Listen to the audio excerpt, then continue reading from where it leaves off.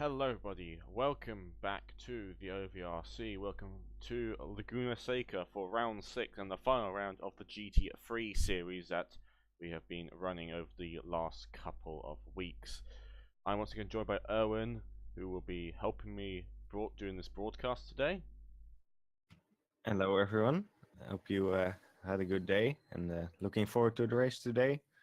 It should be hopefully quite a good race. It's a unique track, it's Laguna Seca. The track it's been around for ages. With going all the way back to the 1957 when it was built. It is a 3.59 kilometer circuit with many one mostly famous corner called the corkscrew, which is very well known, as you can see now on your screens. That is it. It's a very sharp drop. So what do you think of this circuit then, Erwin? I think it's a really enjoyable circuit to drive on. Um, I'm not sure how well it will suit the GT3 cars. I think it's a circuit I really enjoy driving in small, nimble cars like the Mazda MX-5 Cup in the Assetto Corsa. I think those sorts of cars are really well suited to this track, so we'll see how the GT3 goes. I think it should be fine. Should be good. Hopefully some action. I mean, it won't be the first time we've seen a GT3's races. I've also raced in real life at the 8 Hours of California, which they use this circuit for. So it's not like they can't race it, but it's not very common to. But it has got a history though of lots of different cars racing. Because American circuits generally seem to be a bit more multi-purpose compared to European circuits. They sort of race anything from open wheelers to GTs to small cars. So I don't think that's going to be too much of an issue. The circuit does contain 11 turns, so it's got less turns than many other circuits, but those turns seem to all have a bigger effect on the way the circuit is laid out. We got turn 1, which is a short little kink, then you got turn 2, the famous Andretti hairpin. That goes into then to the turn 3, which sort of goes around a sort of a right banking turn, then it goes to another right, then you start going up the hill into turn 5. You then go to turn 6, which is another left-hander. You go all the way up the rail straight. Then you get up to the corkscrew itself, which counts as turn 7, 8, and 8A. Because they count 2 of them as the same corner, apparently. Down there you go to Rainy Corner, turn 9, under the Mazda Bridge. Towards turn 10, and then you head quick straight to the turn 11, and then you back on the start-finish straight, and off you go for another lap. That's roughly it. I know I can't really demonstrate that well because we're using rotating images on the display rather than actually having a video or something, but there you go, is what we have, unfortunately, and we've got to keep going with it. One thing to note is that pit exit, it's quite an interesting pit exit. It has caught people out before. You have to go quite slow. It's quite a tight pit lane exit, and you go round. You go round basically turn 2. It's a tighter version of turn 2. You go around it. Yeah, it's quite hard to get round. It won't be the first time we've seen. Well, it won't be the first time in this race we've seen cars that sort of go into the gravel a bit to get on the track. So that's so let's quickly have a look at our current championship standings. We quickly get those up very quickly. There we go. We've got the championship standings. These are also all available on the website if you would like to check for yourself. So, currently leading the series is Thomas Jensen. Who is it currently right now in? Quickly readjust all of this around us to make it easier to read. There we go. So Thomas Jensen's leading, followed by Tom Dentis in second. As he just mentioned, 100 points, 85 points. So if Thomas Dentis has a bad race, Thomas Dentis can still win this series, which is surprising, I'd say, at least, if he does manage to get the win as such. But he's in McLaren, a car I think is a bit more suited to the circuit. Yeah, it's definitely a more agile car than the big Bentley, which Thomas Jensen is driving. Yeah, he was talking about that earlier. Of course, McLaren mid-engine, very nimble, so should be better suited to this track. Would be better suited. Now we've got Mark Whitford, who again third in the Corvette, another car which is probably a bit more suited. Daniel Hireman, who's not competing anymore, in fourth with 53 points. Sebastian Bruni in fifth with 41. Attic Kovalainen in sixth in 39 points. Morgan Warbley in seventh with 35. Victor Berlin in eighth with 33. Kevin Nath in ninth with 27, who's tied with Sven Jensen, who's in 10th with also 27 points. That sort of rounds off your top 10 right now, as you can see the rest of the order there on your screens. Not very much else to say, as we do have our first car on the server now. It's Thijs Dendo in the Bentley. He rolls out of the pit lane now.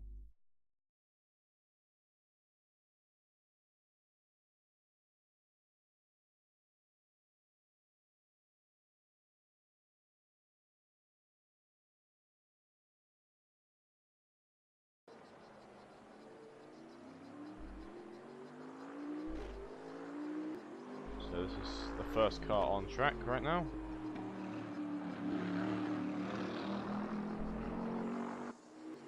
As Thomas Jensen also gets onto the server now in his Bentley.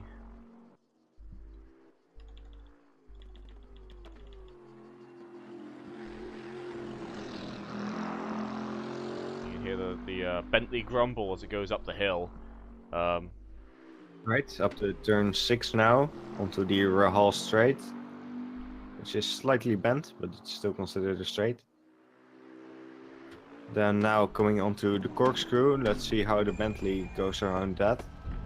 Gotta be very careful, you can't really see anything, so you have to know where the curbs are and how deep you can go. Very easy to get into the sand there. He does the quick blast up to turn 11 now. Go around, it's very sharp. It's almost like a hairpin, but it's not technically, it's a 90-degree turn, but it does feel like a hairpin going to it. And then you go blast down this main straight, down the pit lane, down here, which is technically turn 1 up here. Is really more of a small kink, but it's always sharp enough to count as a corner. Goes around turn 2, I mean, it's about as sharp as the kink between turn 4 and 5, but for some reason that is not considered a corner.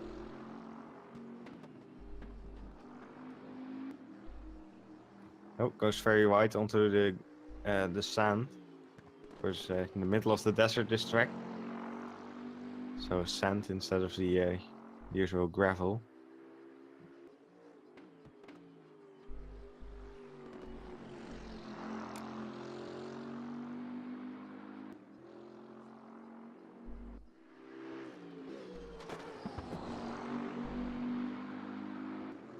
we have a slight technical issue here, unfortunately. We may have to.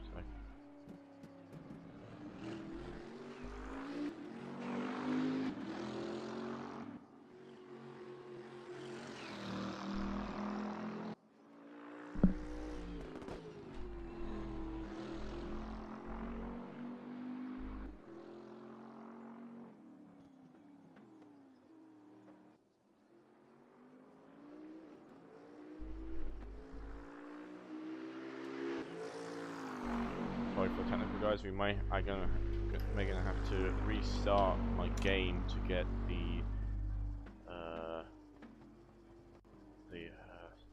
my overlays back, so we're gonna have a quick hold right here.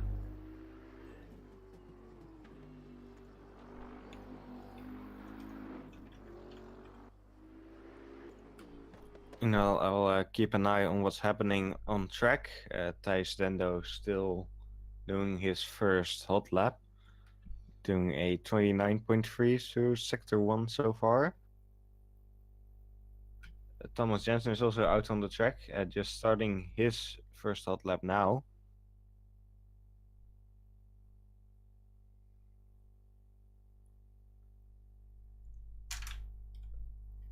Going through turn 3 now.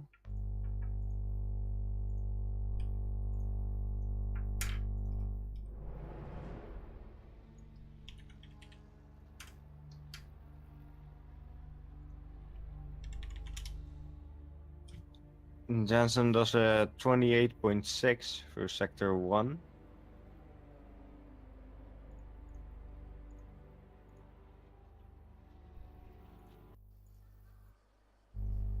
Oh, he goes very wide at the exit of turn 6 and goes onto the sand there. So I'm not sure that lap will count. Going through the corkscrew now. No, Dendo has set a 126.3. And Mark Woodford has joined the server. In the Chevrolet as usual. There we go. We have our overlays back. So we can now go on. So has Thomas Jensen not set a lap yet? No, he hasn't. He just set one now. Yeah, he went wide at turn 6, so he lost a lot of time there. So 1.5 seconds behind Dendo.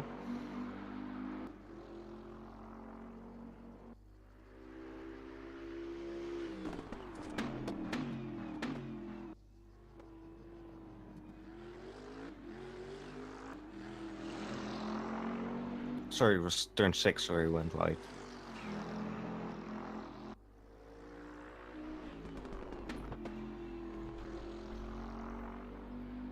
Sorry about technical issues with the audio as well. I have a new microphone, so we get that quickly sorting out as well.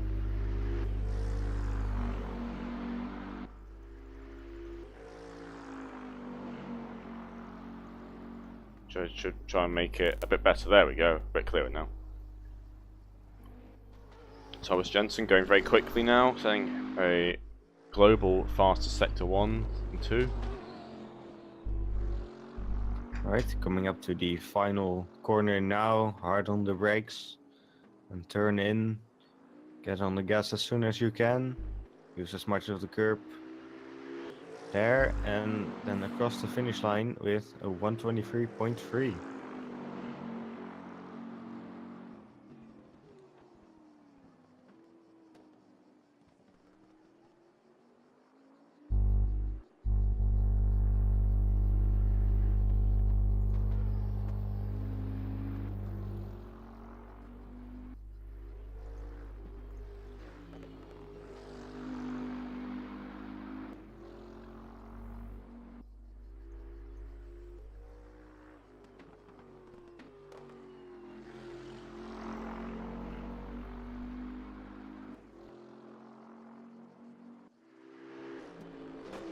So you know it heads up the hill. Goes a bit. It's very Goes wide. very wide. Again. It's quite easy to go wide there. You launch the car up there and you don't get wrecked flying. Quite easy just to understeer into the gravel. Yeah, that certainly happened to me a lot driving at this track.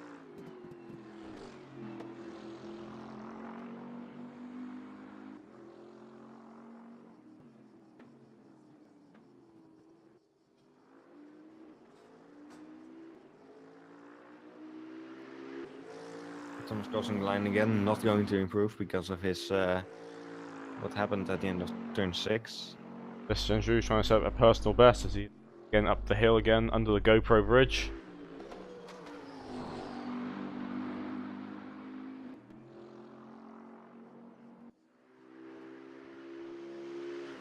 Coming up to the corkscrew now. Drops down the hill. Does he take it right? Yes, It's he very does. easy to overshoot that and go on the gravel, which is quite a bit slow if I remember correctly, so...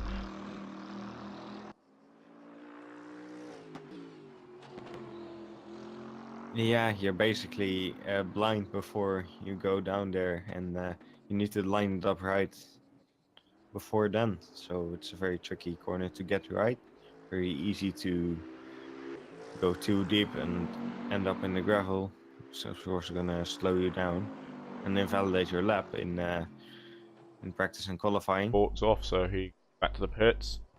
Thomas Jensen right now is going around, but he is not setting any new fast times at all. Pepijn Hillemans has also joined the server in the Audi. A new driver in the GT3 series. Only seen him in WTCC before last week. As Cardoso and Krivalainen have also joined the server. I think Cardoso is also new here. Rivals. Final race. Always welcome faces. It's always good to see faces drive around. Adds that level of unknown to the other drivers. After a while, we'll get to know most drivers. Right. Everyone's in the pits right now. At a time. Yeah.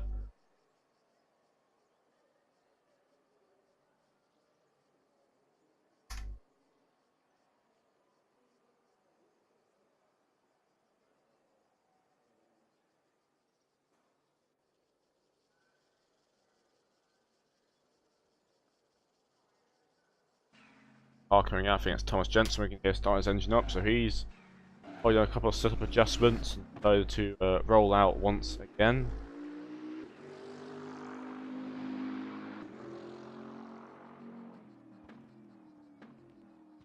Turkey Häkkinen has also joined the server now.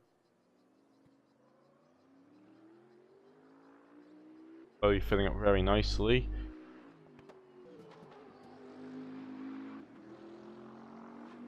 One of the Audis fire up. Well, since we've seen Audis racing this series. Thomas Jensen is back in the pit lane. Cardoso's out on circuit now. Exiting that. So is Turkey Häkkinen. Back in his trusty McLaren. As I said, it's been a while since we've seen the Audi. Last time we saw the Audi would be all the way back in Season 2. Obviously, broadcasts then. But it's good to see some Audis back on circuit again. It was a very popular car in that season. Not nearly as popular this time round. Let's see what the Audis can do.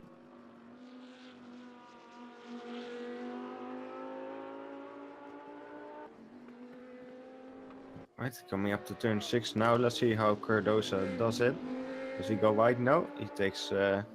He does that very well. Coming up to the corkscrew.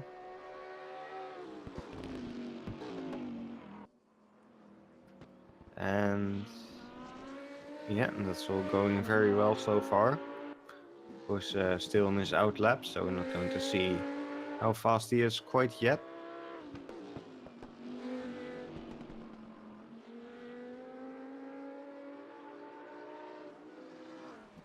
Lots of the curved lines also now heading out as well.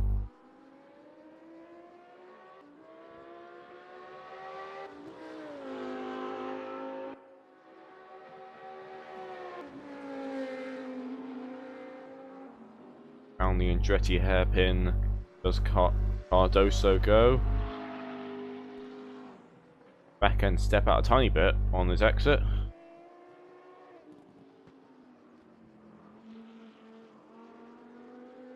I don't actually know exactly where the sector lines are on the circuit. I don't know when. Sometimes you have some work out where they are. It seems to be in the middle of that, after that kink, and after turn 4. Current line.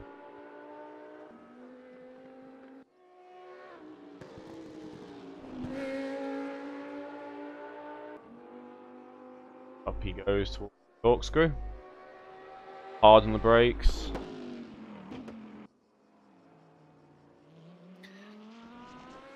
As Thomas Jensen just finished sector 1 and Cardoso goes very wide. He's in the gravel.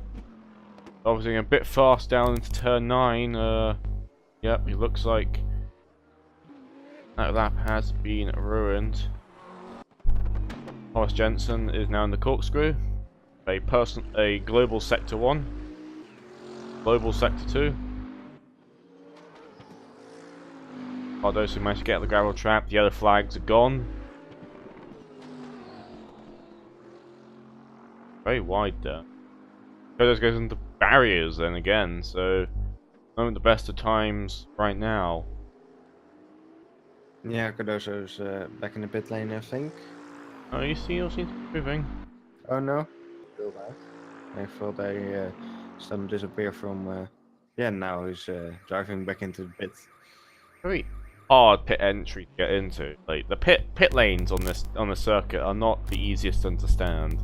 As Thomas Jensen does set a new fastest time of a 1 minute 22.927.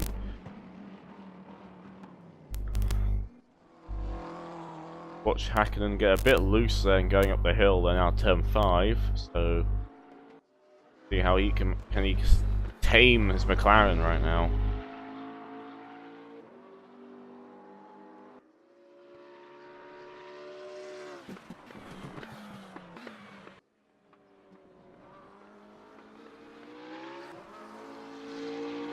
Overline gets time in, a 1 minute 23.9 for a second of Thomas Jensen's current top time.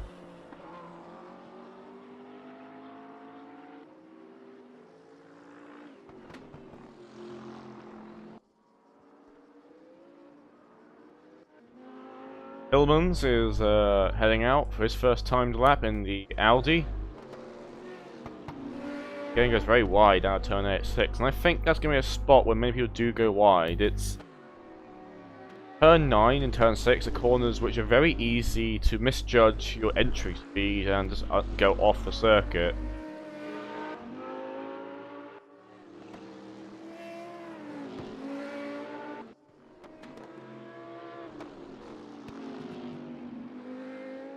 No tarmac runoffs on this track either, so you just go straight off into the I think gravel. the later versions do have it now. The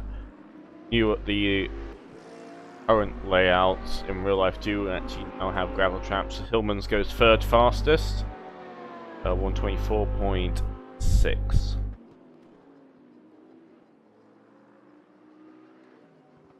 Right, hopefully the traffic gets out of the way. The traffic doesn't actually get in front of him. Hakkinen getting a personal fastest sector 1. It looks like his time's being validated, I believe. None of his other sectors are counting, so I'm guessing he's gone wide again at turn 6.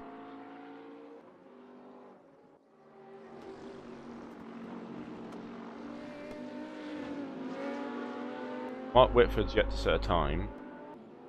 Still in the pit lane. As Cardoso manages to overtake Hillmans, who's actually on a fast lap, while Cardoso's on an out lap. Kovalainen just set a new personal fastest sector 1. It's 6 seconds off right now, so clearly his last lap didn't go well. Going into the corkscrew now.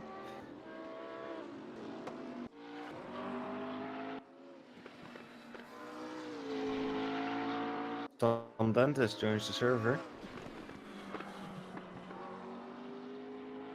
Let's realize something. Looking at the current cars here on server, there is if you exclude the people who have not yet set a no, I'm wrong there, completely wrong. But anyway, there was for a while there was 2 Audis, 2 Bentleys, and 2 McLarens.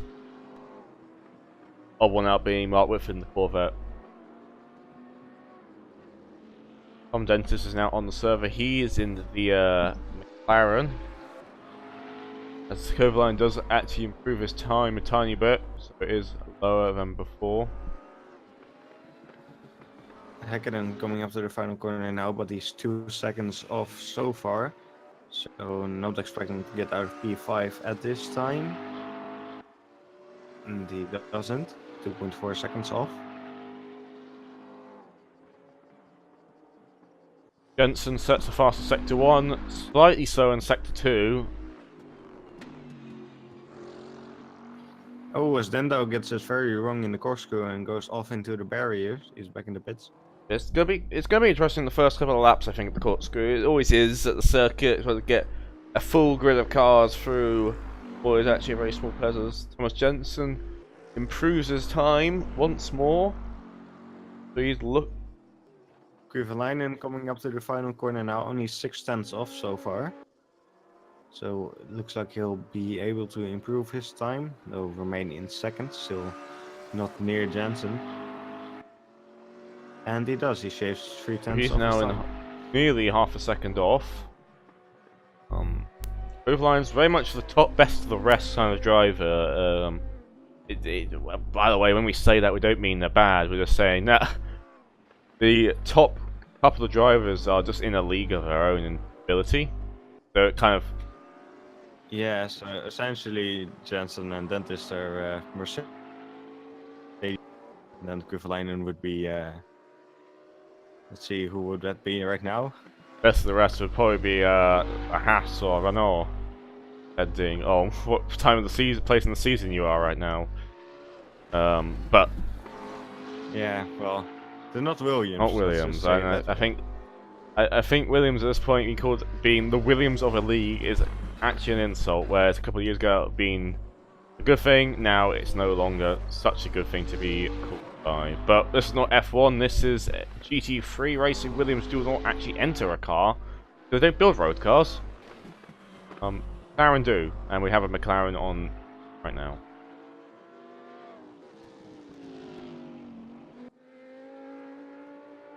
As Hillemans coming up to the final corner again. This time he is improving his time in the Audi, coming up to the finish line now. Let's see if he can improve. He does, he shaves a couple of tenths of his time, though still not improving his position. So, some people still have yet to set times. These include Tom Dentist, Cardoso, and Whitford. Cardoso seems to have a trouble setting a lap right now. Doesn't seem to be having the best of times. Right. Yeah, well, to be fair, we don't know how much practice he's done so far. Could be his first time right now. Of course, we haven't seen him in this series before, so it's going to be interesting to see where he ends up. Overline goes into the corkscrew now. He improves to sector 1. Then keep it going to sector 2. He does. He improves once again. Elements also improved his sector 1. Coming up to the end of sector 2 now has also improved 8 tenths off so far, so it looks like he'll be able to shave a fair bit of his lap time. Still leading the pack right now in terms of driving positions.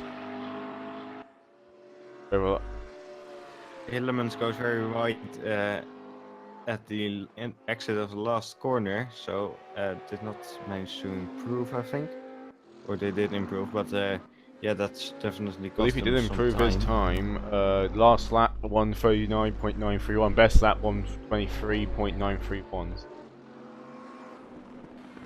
Right, so they did improve, just not, and well, they didn't set a personal fastest sector 3 because of that final Andrew corner. across the line now. Let's see where he can put himself. He puts himself. It he didn't improve. He did improve. He just improved his sector 3. And sector 3 seems to be the sector which you're struggling the most in. It's the just after the corkscrew, I believe it starts. So it's the last turn 9, 10, and 11 are the corners in that sector. As Whitford goes and puts himself in 123.328.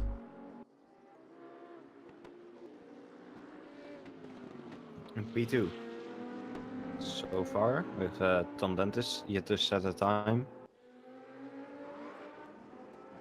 Cardoso's looking to finally set a time now. He heads up to the corkscrew now. Heavy brakes on. Go around.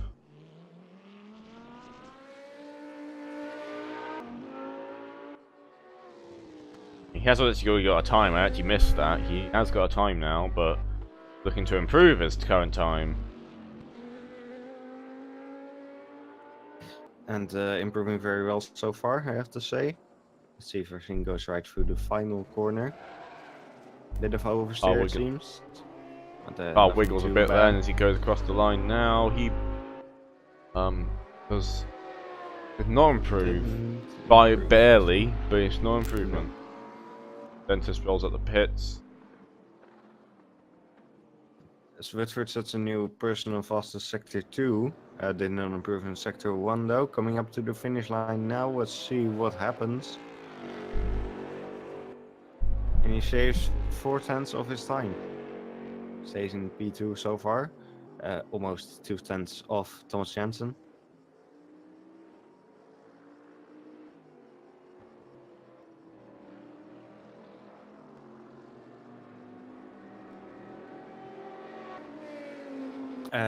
That MKK asking in the YouTube chat what kind of quality times we are expecting. So I think we're going to see low 22. I'm probably a mid 22. Or maybe if we get lucky, It's definitely going to be in the high 22s, I believe. For the top runners at least anyway. We've got 2 cars already in the 22s. As Mark goes very... Oh, Whitford at the, turn 6 goes for a bit of drifting. I just had a thump then, so a car... Oh, Whitford goes round at the corkscrew, so... Yeah. And gets it running Back at end the of the car, corkscrew. not particularly stable through there right now. That might be a slight issue for him if he's not careful.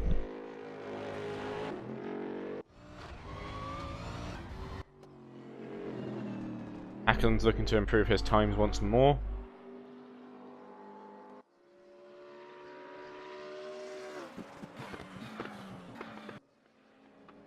Bit loose for the corkscrew.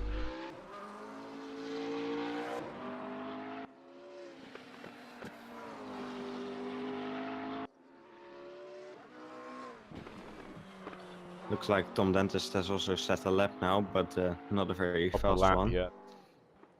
5.5. Normally be up towards the top of the grid. Robert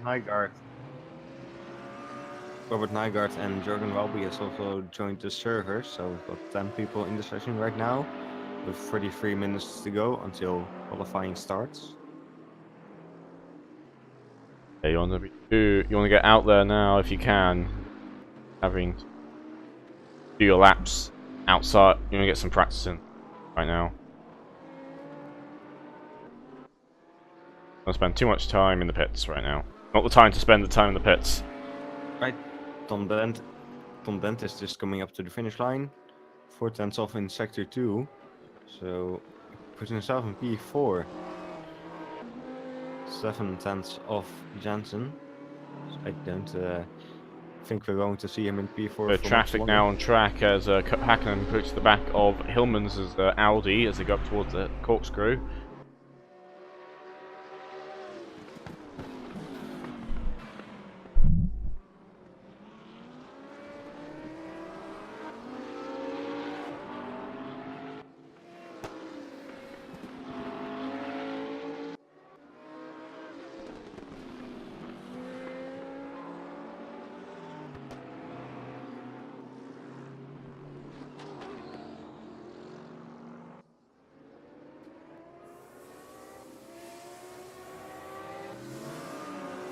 Got 10 cars on circuit as Wolby also starts heading out now. His Mercedes, the only Mercedes to really run this season, so we're going to see how well. So Tom Dentist has a new global fastest sector That's 2. the sector I was expecting McLaren to do well, and that's the trickiest sector I believe in terms of car handling. So that's the sector I believe that he will probably get most in. Right, important to be nimble through there. This of course should be a strong point of the McLaren. Puts himself up into P1. That's slightly faster than Jensen. As Hillemans just said, the fastest global sector 1. Was not expecting to see that. Coming through the corkscrew now. So let's see what he does in sector 2.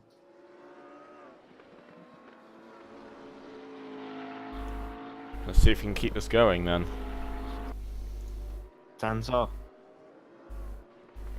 Yeah. Tom Dentist improves sector 1 again.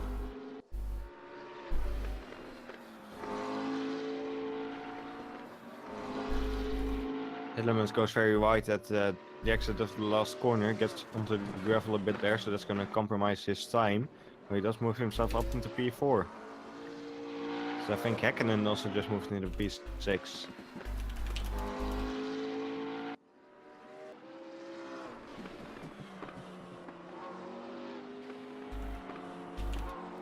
Tom Dentist coming up to the final corner, fastest so far in Sector 1 and Sector 2, improving his own time. Up to the line now, what does he do? So he improves with 2 points. So it looks like right now 6-4.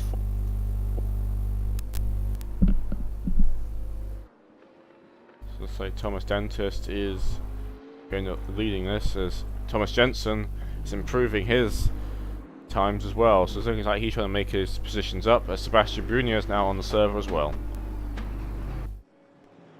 Oh, Thomas Jensen gets really wrong through the corkscrew and smashes into the wall there. That's gone horribly wrong for him.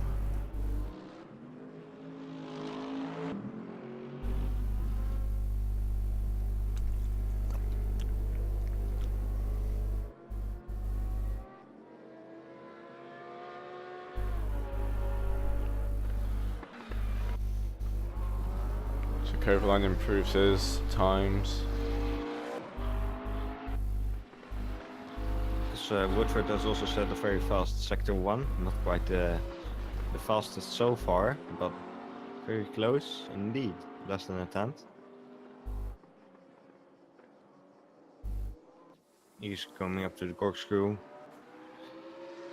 nearing the end of Sector 2. Does get a bit loose because he's onto the gravel with his right wheels, but still very fast. Well, Whitford's looking to improve his times. Takes, really taking the curb through there.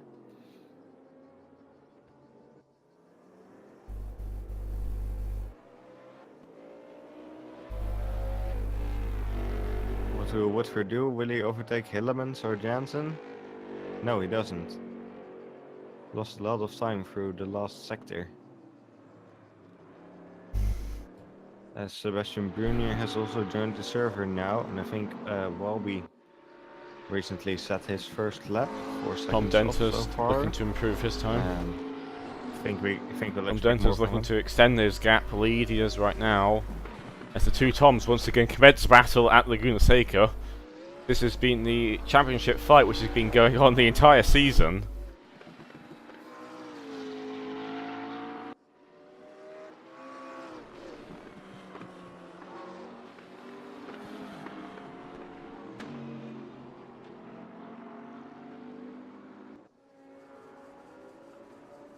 Tom Dentist crossed the line. He's going to end himself up into.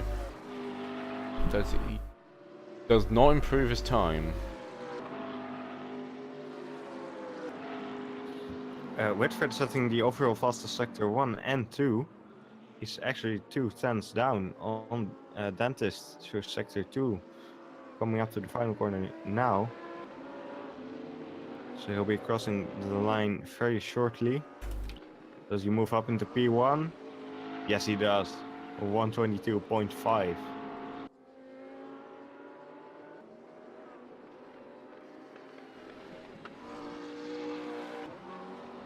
Yes, I think it's time for us to take a short little break. We'll be right back.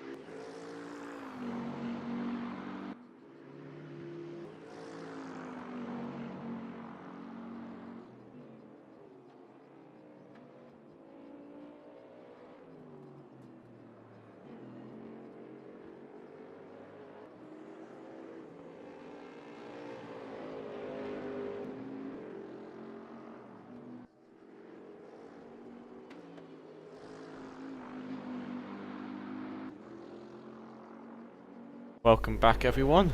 We're back to the OVRC GT3 series at Laguna Seca for the final round of what has been a very close series, as Mark Whitford currently tops the timesheets with a 23.3 in the Corvette. We have now currently 12 cars on the server. And There's 20 minutes left in the practice session. So let's see where everyone puts themselves in this last 20 minutes. So again, this is practice, it's not qualifying, so the results really don't matter. We just get a general idea of where people's pace is and work out where the current order is right now. Apparently right now everyone on the server has set a time, apart from Steve Higgins. No. Yeah, Steve Higgins hasn't yet. It's like Whitford's still into P1 after this break. As Victor Berlin and Timothy Haynes just joined the server. Quite interesting field right now of cars. As Steve Higgins crosses the line, Robert Nygaard sets a personal fast Sector 1.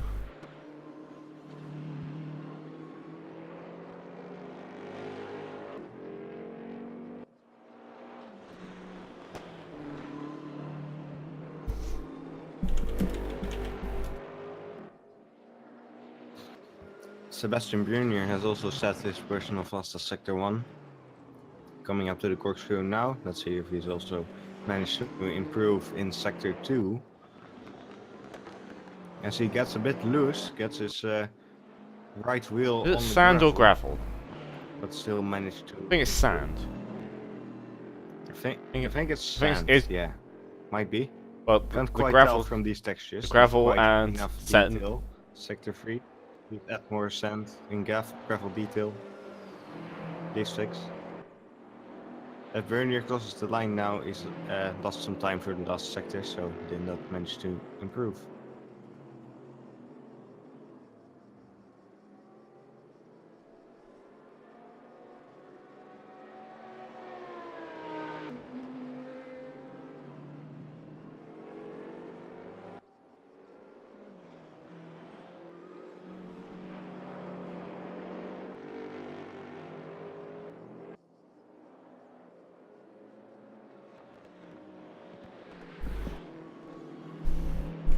Thomas Janssen sets a new global fastest Sector 1. Did not manage to improve in Sector 2 though, actually. So it looks like he won't change But his it's an time interesting on this three-way fight forming in the top three. Again, it's practice, so I don't know what the other two, Thomas and Tom hold for the their qualifying times. But Mark Whitford currently topping the time sheet. He hasn't done that since, I believe, season 2. I don't know if he, Yeah, he's faster, but it's usually he's normally in what we going back to the relation to F1 in the Red Bull position where he's just behind the top two. Yeah. But this time he is leading the timesheets. As Bernier just moves himself up into P7. Thomas Denton's on previous time, but he's got Steve Higgins in the way. Yeah, he's got some traffic, so let's hope that didn't impede him too much. Though he seems to be going a lot faster now. Actually, should be able to get into the 21s.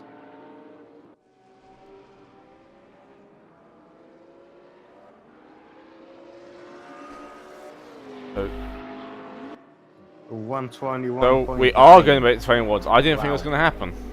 I thought we were going to stick in the 22s, but your prediction was better than mine, as we do break the 21 barrier with his lap in the McLaren. So orders Tom Dentist, Mark Whitford, and Thomas Jensen. Now, currently this order is what Tom Dentist needs to happen. Is this order right now? This is the perfect order for him because he needs Thomas Jensen to have as many cars behind him. Because if Thomas Jensen comes second, he gains 20 points, which puts him into 120, I believe. Meanwhile, if Tom Dentist wins, he gets 100 points. He'll be on 100 points. So it's only going to end in a tie. right now. I believe, actually no, I'm wrong. I need to check my maths again. Yeah, and I'm not very good at maths I'm not going to either, try, so I'm not but going to Thomas try. Jensen wants as many cars in the way, basically, which is happens every race. Yeah. But Thomas Jensen currently at 100 points in first place in the championship. Dentist in second place so with 85 Thomas points. is only going to be a tie. It's impossible. And so I don't think. So yeah, I think it's only can be a tie at this point now. Well, third place gets 16 points. But if you're first, you only get So 100 I points, and if that, Thomas gets any points, if you're first, you get 25 that points. so if you're first, if Thomas Jensen you get first place, you get 100, you get be on 100 points. But if Thomas Jensen scores, No, it'd be on 110 points. Or Oh, whatever. 105. 110? No, 110. 110 points it'd be. Yes, 100. So Tom Dentist. Right. Yeah. So let's start from the beginning again. If Tom Dentist, if Tom Dentist wins this, he will be at 110 points. Thomas Jensen currently at 100 points. So let's see where Jensen needs to end for Dentist to be able to win.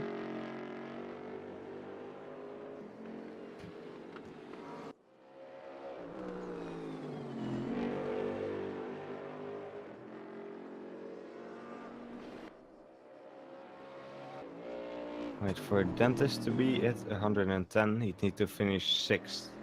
So if Jensen finishes 6th and Dentist finishes 1st, they'd be at a tie. So I don't think that's going to be. So what you're really saying is we need a Mexico 2017 at the start. Yes. And then hope that the traffic in the way can block off Thomas Jensen.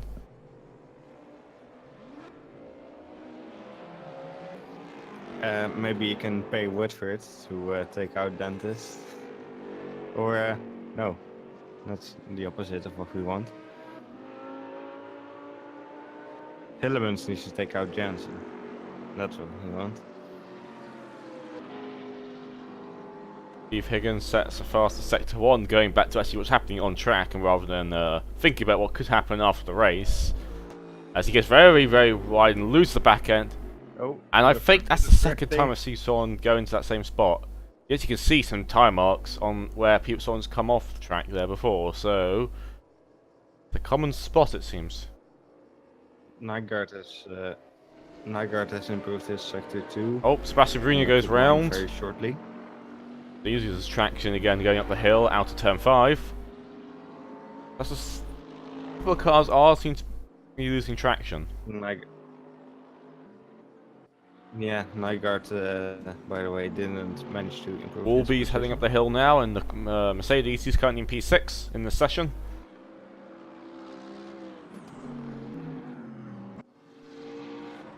Let's see what time he sets for Sector 2. I mean, he can still time to him. He's improved both his sectors. They're still not that competitive with the rest of the field, but we'll see where he can put himself. Right. Yeah, though it doesn't look like he is going to get any closer to Griffenleinen, or not much anyway. He crosses the line now, puts himself, does not improve.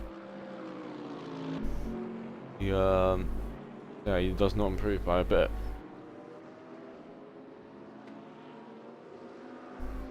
Right, he's so am I being blind, or the gap between Whitford and Jensen is quite big? But the gap between Whitford and Dentist is also quite big. It's quite a big gap. Yeah. So, 4 tenths between Dentist and Whitford, and 4 tenths between Whitford and Jensen. Actually, Hillemans is closer to Jensen than Jensen is to Whitford.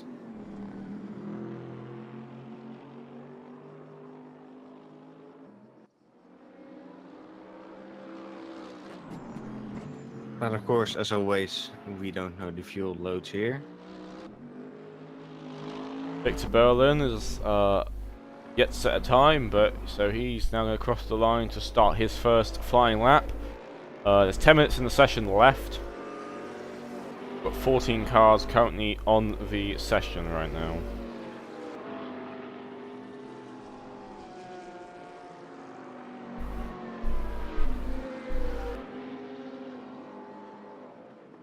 And exactly as the clock goes, 10 minutes left until the driver's briefing begins.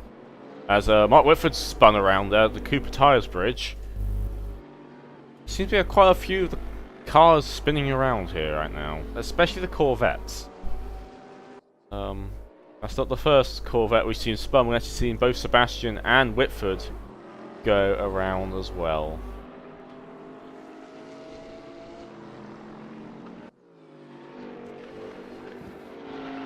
Cardoso improved his sector 1. There's a McLaren coming up behind him. It looks to be Kovalainen. No, Kovalainen, I don't think is on a fast lap right now. He's still going for the overtake into the corkscrew. And that's, yeah, that's gonna mess up Cardoso's lap.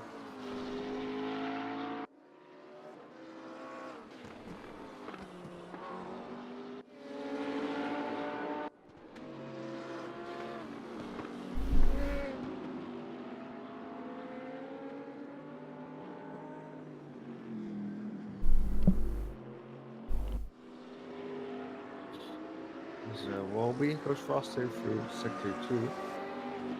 Oh, I think Berlin just set his first timed lap, puts himself in P10. 2.7 Walby does not seconds improve off his pace. time as he crossed the line. We've got 14 cars on the field right now.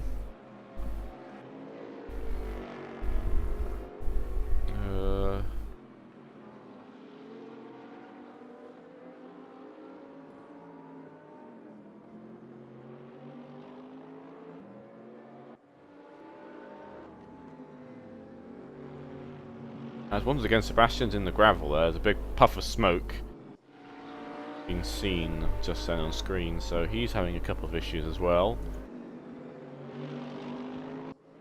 Higgins looking to improve his current situation. He'll either be back into P14.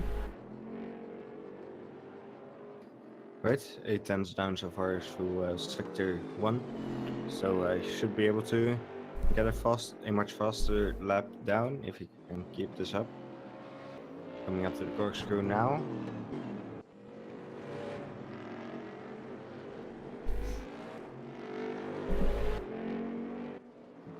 Improves this sector 2, but still quite a bit down on the pace, so he should be able to gain quite a few positions as Berlin Making his just way moves up slightly into order P9. now as he's getting a bit used to his car once again.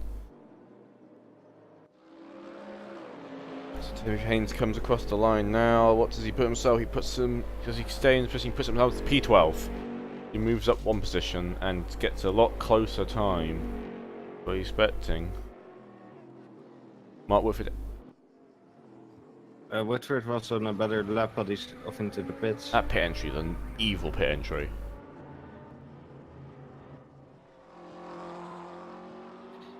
That's Robert Nygaard going through the corkscrew now. He improves his sector 2. 1.7 seconds off the pace right now. So he's currently down all the way in P14. Should be able to improve his position by quite a bit. I think he'll be behind Brunier if everything goes well.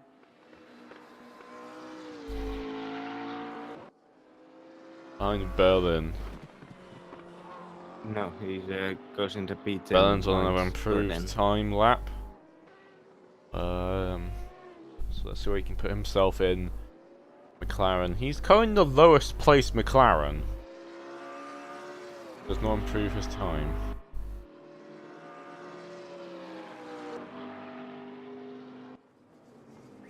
Higgins also looking to improve again, going out the final corner now. 2 seconds off the pace so far through sector 2. Let's So see some where he people ends up. practicing stop practice, it seems.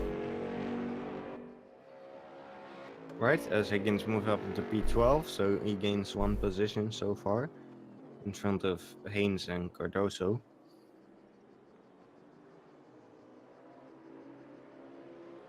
Haynes has improved to sector 1 and 2. Loses the back end though, coming out of turn 10. So that's his lap ruined as he is down the barrier. Unfortunate for him as he was improving his times. A lot of people just entering the pits and get some practice in, and it's probably a good idea. But again, it's not the easiest pit entry. It always looks really, really difficult, and it is really difficult because you've got to basically put full lock on to get around it. It's like a 90-degree corner with walls either side.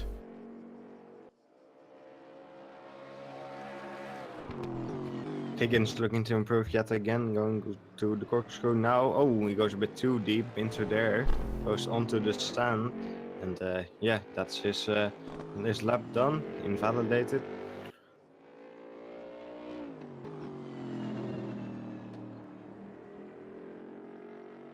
Slams the brakes, goes into the pit lane.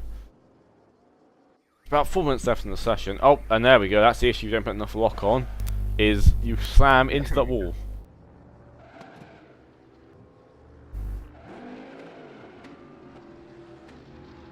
Higgins just found out You the hard don't. way. It's not that easy. So, got a couple of people still on track. No improved times yet. I mean, Whitford's the closest man to the current person at the top of the time series, Tom Dentist. But he's still not that close yet. It's still... well, it's under half a second now, but...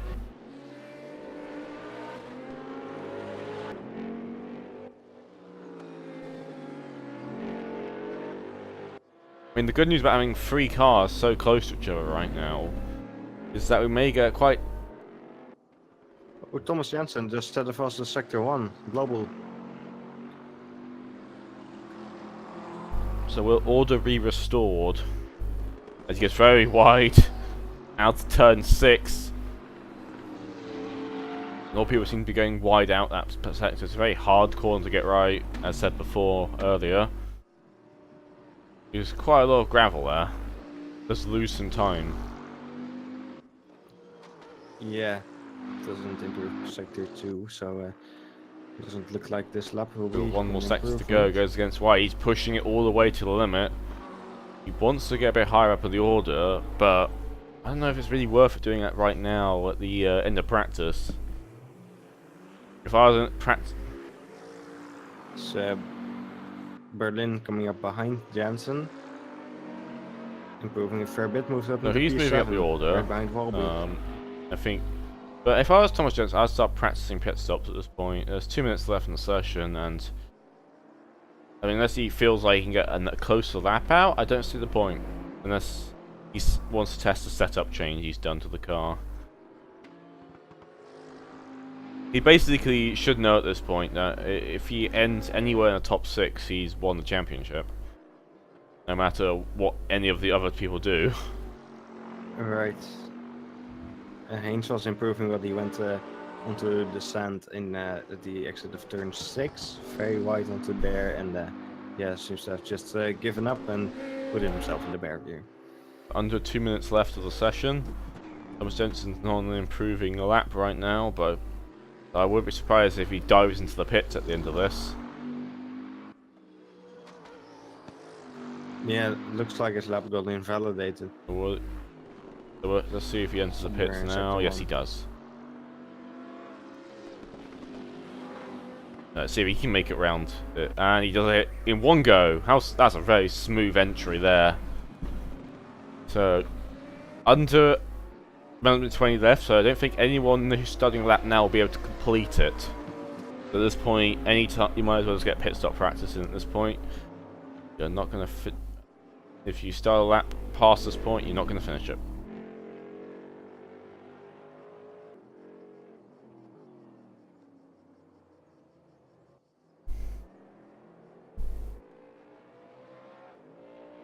Oh, that's why a very slow lap by Whitford, though. Yeah, seems to have had some trouble in sector 1.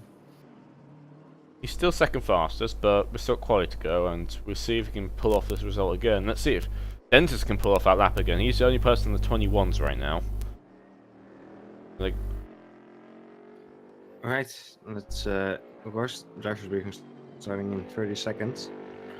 And yeah, will be interesting if Dentist can manage to grab pole, because Jensen did get very close at some point in sector 1, but then of course he compromised at the lap.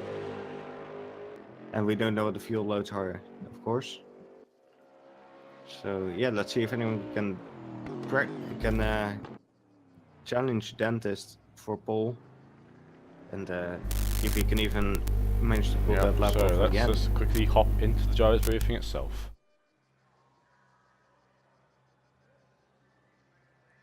First briefing, of course. Yep. So, welcome to Laguna Seca. It's quite a tricky track, especially if you're in a front-engine car, as you may have found out.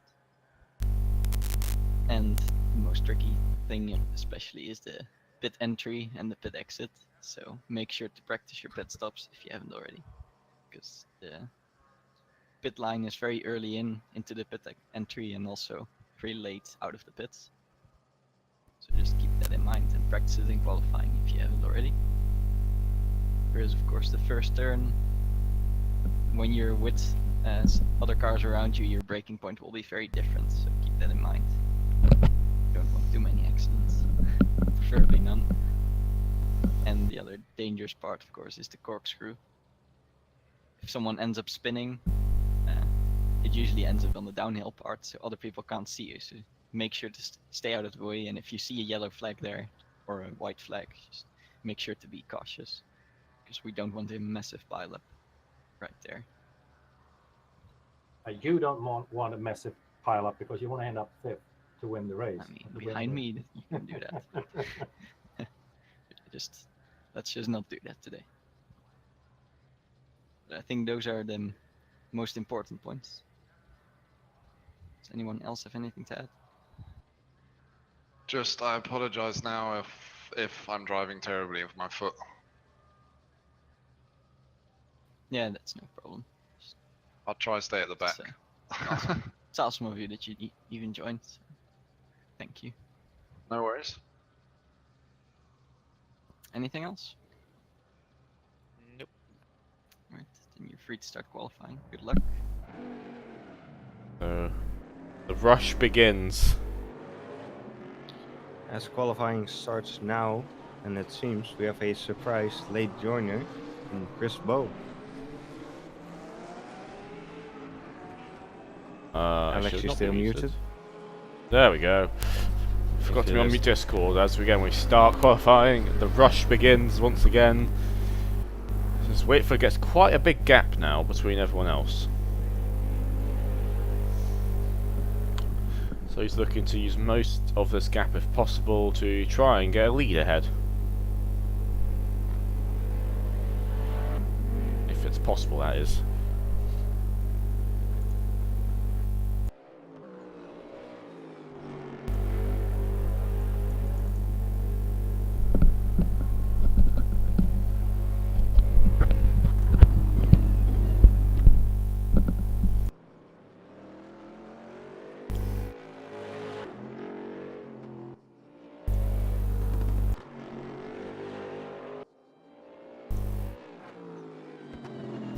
So Mark Whitford heads towards the line now to start his first quali lap.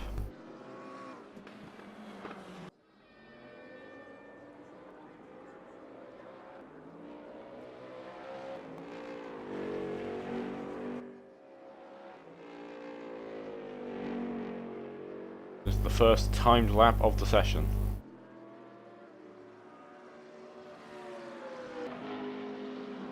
Speaking for himself.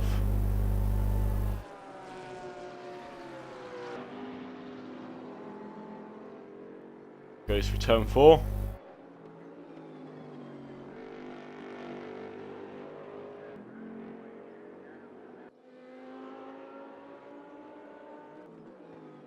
It's now up the hill now towards turn 6.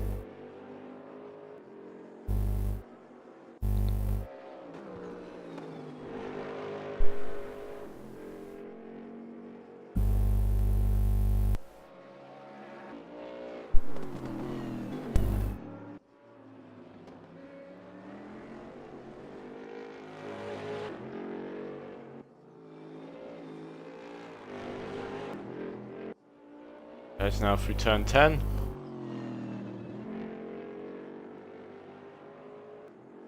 Into the final corner now. Remember, high 21s were what we were seeing during qualifying. It was a 22.5. I don't think it's actually as good as his other lap times. Right, Tom Dentist is going faster than him through sector And sector 1. 2 as well. And sector 2. Yeah. Let's see if he could get into the 21s again in his first lap in qualifying. Oh, the car goes very skew. Oh, big oversteer through that final corner. 22.3. Does a So I think that's quite 22.3. costly in terms of where he ended up. Whitford's trying to improve his time, but well, it's an improvement. It's not really as quick as Dentist's time going up the hill. Let's see how he does. He doesn't improve his sector 2 either.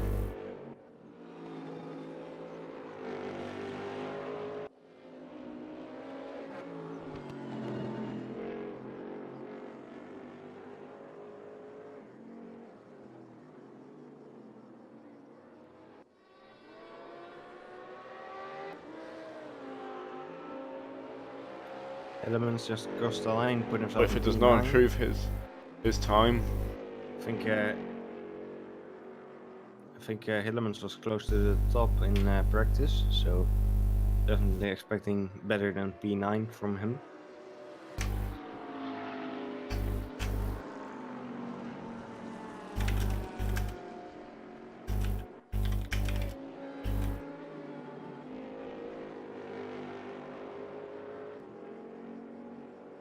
Thomas Jensen's looking to improve his times. No fastest overalls, but I think he can easily beat it by getting a better sector 3, because Tom Dentist's ones was very bad indeed, and he does improve it just a tiny bit.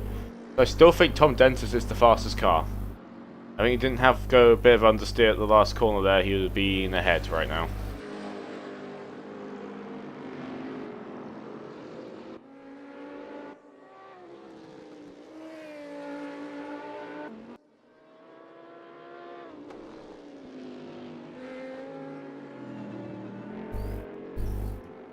Hillemans going on a fast lap right now, coming out the final corner now.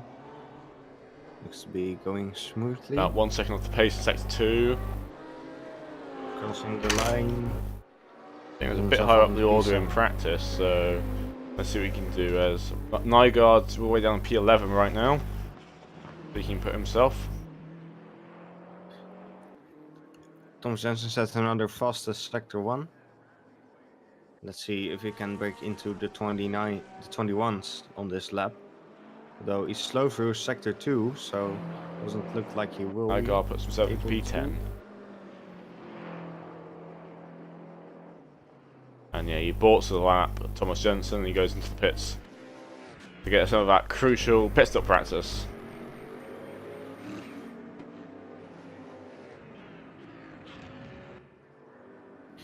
Bernier just put himself in P9. Hillman's looking to improve once again, as he's quite a bit faster going to sector 1 now.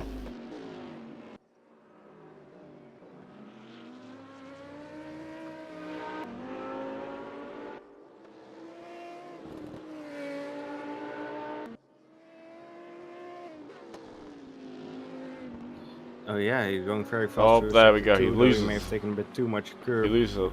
to that corner, and Oh, and he going drifts onto all the way side. around. Oh, and then yeah, he was on a fast lap though, so that's at least promising.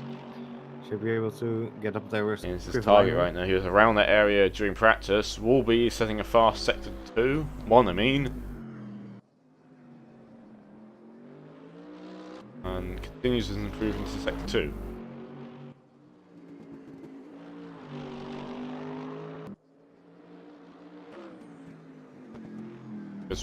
Ooh, Bernier it's also very improving wide his there, sector Wolby, 2. and then dives into the pits at the last second. Bernier coming across the final corner now. He's in P9 right now. He's going faster on this lap.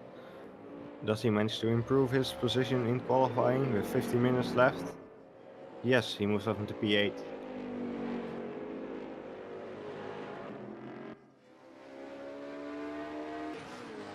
Yes, Andrew crossed the line.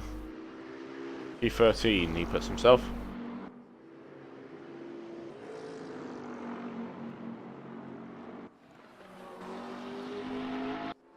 So far, everyone except Cardoso has set the time. Hacking is very wide In his qualifying session. and dives into the pits.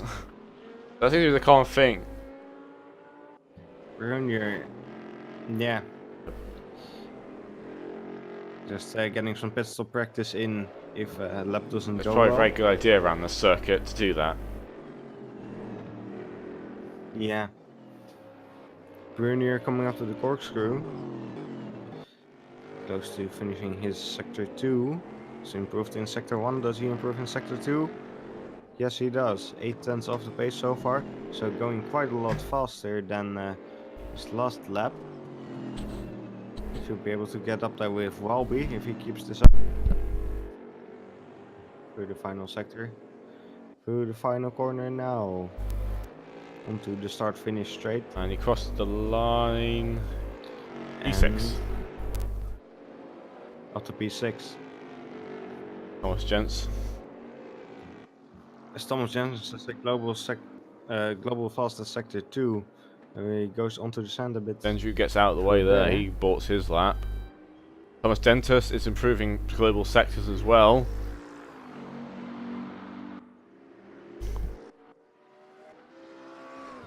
Oh yeah, he's going quite So- a lot faster than Jensen right now.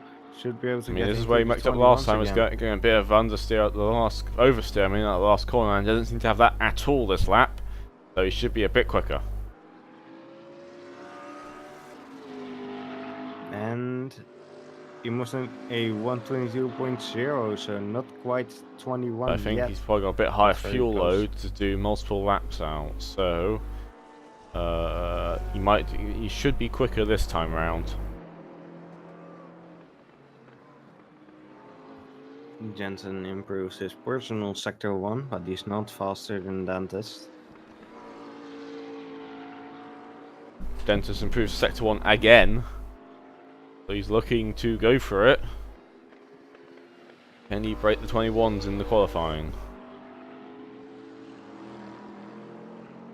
Jensen's lap has been I think. invalidated. Oh, Tom Dentus With, loses to it be on at the after corkscrew. turn 6, so he gets to be on the curb there, and car does not want to stick out there. There's nothing to grip on for it at all out there, so that's probably why he's gone off.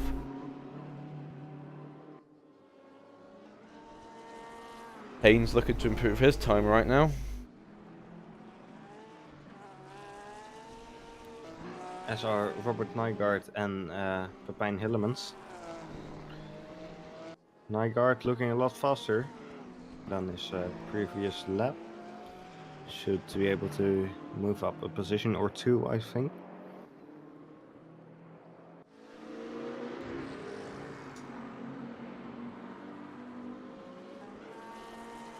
Haynes puts himself at... Yep. Haynes moves up into P9 and Nygaard did not improve. Tom Dentus now on another outlap again. Looking at... Right now, not only setting new fast times, Cardoso is yet to set a lap out, interestingly. He's still in the pit lane right now.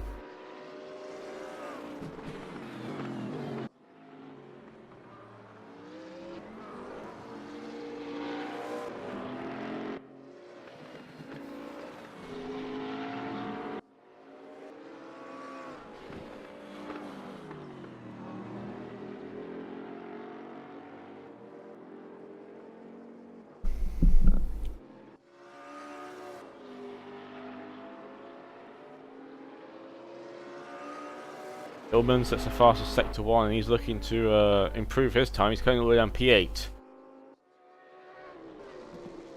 He's not that far off the top right now. That's one. Yeah. Dando is also looking to improve. did a fastest sector 1, but not sector 2. He's still way down in P14 right now. And he moves out in the P13, beating Higgins.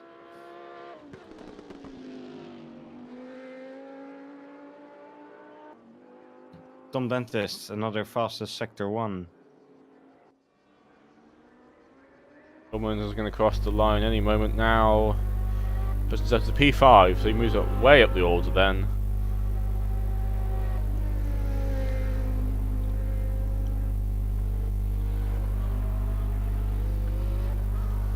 Tom Dentist is improving his times again. Whitford doesn't seem to be as close, but I mean, I think it's just more the fact that Thomas Jensen is faster now. Yeah. I'm wondering if Tom Dentist can get into the 21s again on this lap. He's looking faster so far, but is he quite fast enough? We'll find out very soon. He crosses the line now. So he is definitely quicker.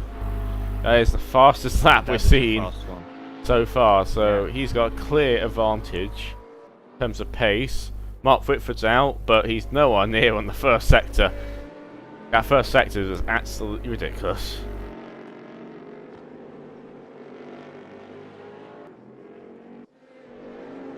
I mean, the only thing about this is that this is a similar situation to Zandvoort, where Dentist was quicker there again.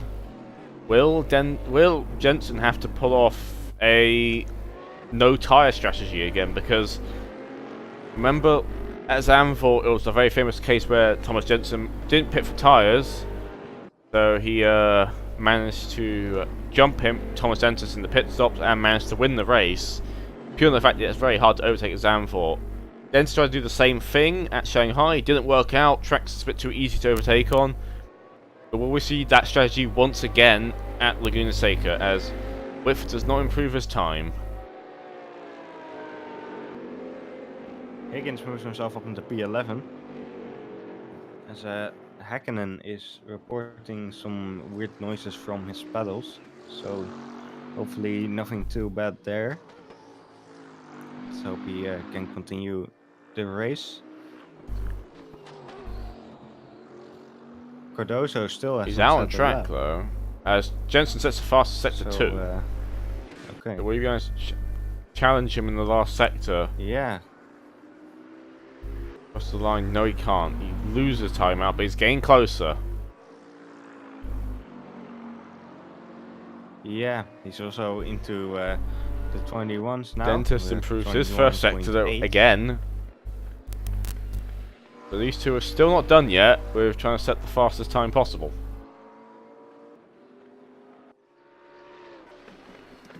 Yeah, it seems Dentist is really enjoying this track in this McLaren. Hop on board with him now against the corkscrew, because the corkscrew is just a unique corner. Not many other tracks have it. He loses it in the corkscrew. That's really unfortunate there. It's a very tricky corner to get right. If you take a bit too much of the curb, you will very easily spin around, especially in the mid-engined cars such as the McLaren and the Audi. Yeah. Higgins had a faster lap, but unfortunately in the last corner he got held up by Brunier, so that cost him some time, and he did not manage to improve. Häkkinen moves himself up. Yep. Häkkinen moves up into P11. Cardoso gets that time left. There's only 6 minutes left in quali. Let's see if he can get himself a lap together. The good news for him is he doesn't set a time and he doesn't have to worry. He goes very wide out of turn 6. But as long as he gets he doesn't have to get a lap done. You just start at the back of the grid. So there's no, you have to set a quality lap. It's just very recommended if you don't want to be at the back of the grid. Also, it's worth noting that it's impossible to do a no-stop race. You have to take fuel on board due to the fuel load limits on the cars. Yes. Right, 2 times fuel, right?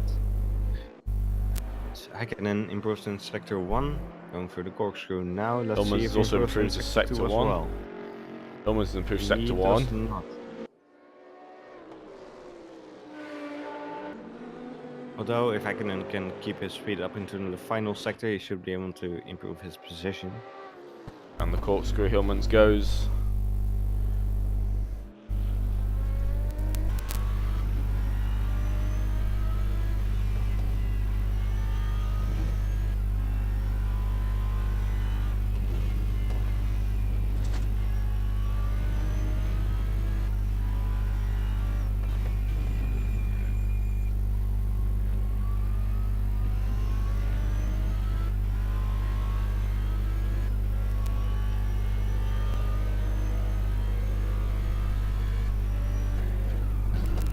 Robert Nygaard's all the way down P13 right now.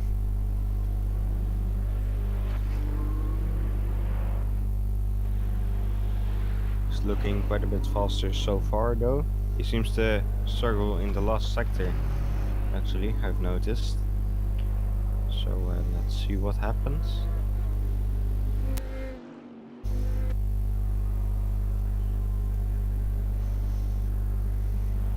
Getting close to the line now. And he did not improve. Again, final sector. Cardoso where he struggled sets on up. that lap. Cardoso's first timed lap, though not very fast. Berlin is 4.9 currently improved seconds sector off. 1, does not improve sector 2. Heading across the line, towards the line now. Let's see what time he can set himself. 2 minutes.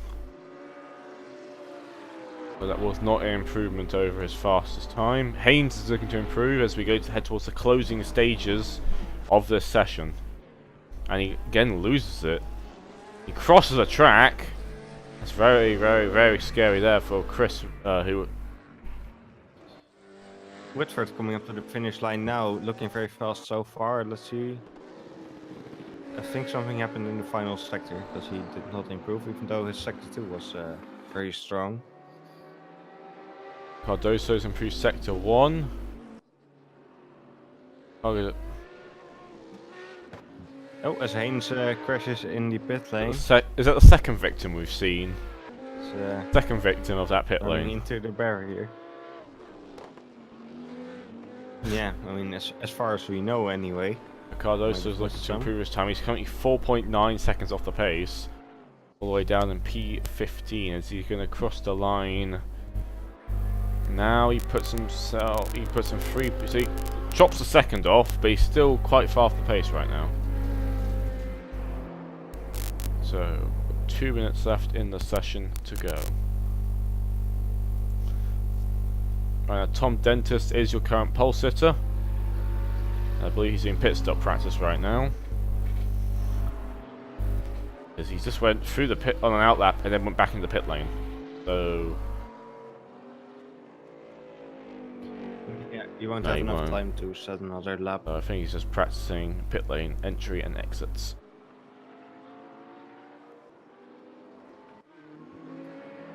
Higgins going around the final corner now, and not held up by Brunier this time, even though he is in front of him. See, no, he does not Cardoso. manage to improve. Cardoso's looking to a improve lot his of time times. for He the enters the corkscrew now.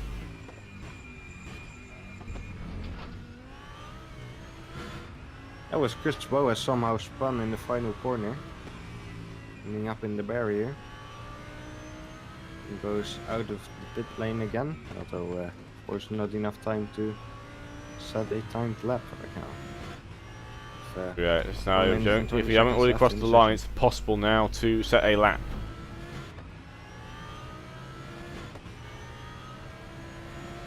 Thomas Cardoso. Jensen improving his sector 1. Cardoso doesn't So, improve his not improving time. on Dentist.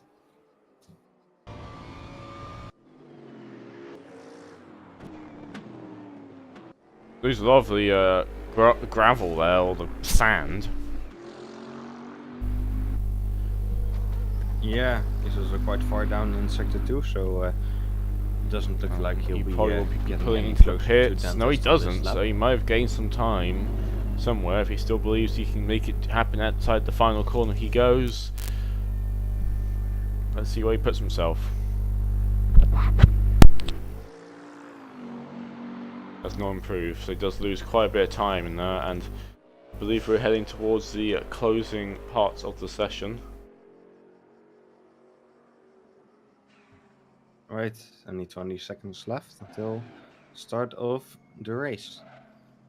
The 60 minutes of Laguna Seca in the So here's your OVRC results, GT3 series. since no one else is Season going to be 3. saying times now. Thomas Dentis is leading the pack, Thomas Jensen in second, Mark Whitford in third, Kovalainen in fourth, Hillman's fifth, Woolby sixth, Sebastian Bunin seventh, Berlin eighth, Haynes ninth, and Chris Boer 10th.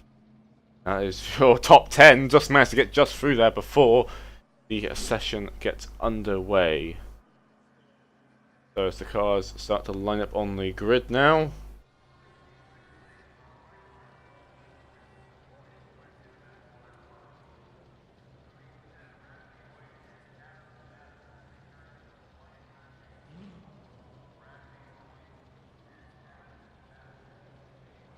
So got a couple more seconds until the grid will be ready. A couple more cars just need to ready up. It'll be an exciting race, I think. I mean, hopefully it is. There we go. Nah, we like boring races. So as we prepare to go green, and we go green as we go, as Kovalainen gets a very good start there, managed to get past Mark Whitford. Both the front runners managed to get a clean getaway as everyone goes side by side into the first corner. A couple moving around the back there.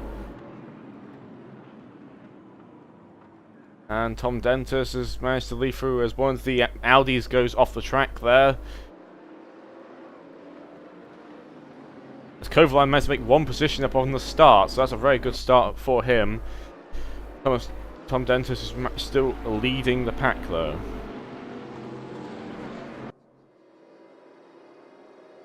Yep, just two cars. Well, I think there's Hakkinen been and an Hillmans accident. are both spun round right now. They got P5 and I can't remember where Hakkinen got, but they have dropped all the way down the order now.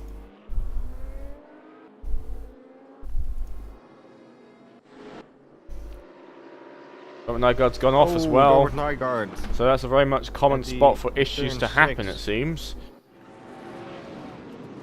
There's been a couple of order changes going on. And makes a move on CRISPR as they try and move up as some gaps slowly start to appear at the front. As Dentis is actually nearly, not quite a second out yet, but he's getting there. It's about half a second out of Whitford actually lost the position to Kovalainen in that first lap goes fight, side- so he's getting close onto the back of him again. Going around the because outside of in room. turn Doesn't 2. look like he'd be able to make it. Very Whitford gets a close better together, but exit keeping though, it and clean. Kovalainen drops back behind him. So will Kovalainen get once again very close as the pack slowly spreads out a bit?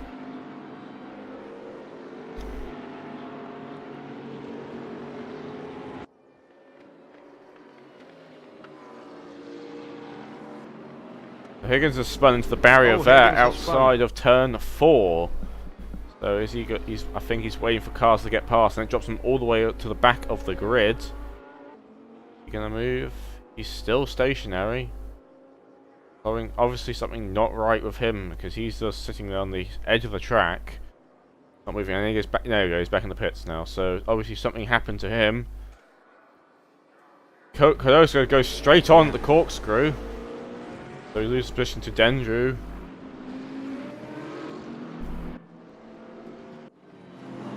Victor Berlin closing up on Brunier, coming up to the final corner of the track now. Onto the start-finish straight. Let's see if we can make something happen into turn 2.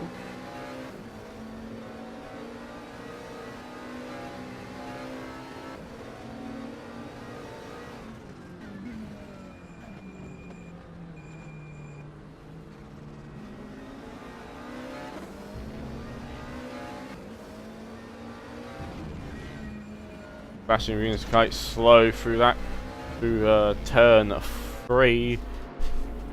As they go around to turn 4 now. Haynes has managed to make the move on to Chris though, but Chris is looking to make another move back on him.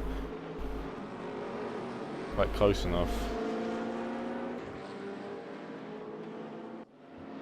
Jensen staying close to Dentist, although he was a bit loose at the exit of turn 6.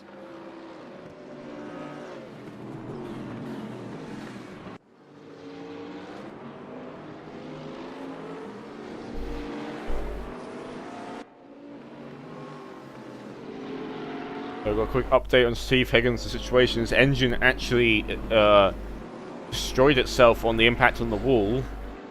The race ends very early, and but unfortunately, Haynes goes a bit squirrely through there, just outside of the final corner.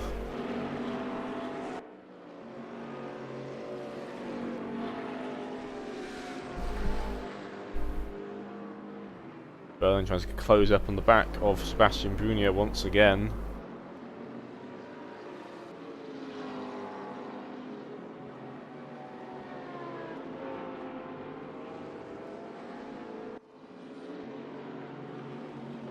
As Berlin goes a bit on the sand there, goes a bit onto the edge of the curb, and loses a bit of time out of it.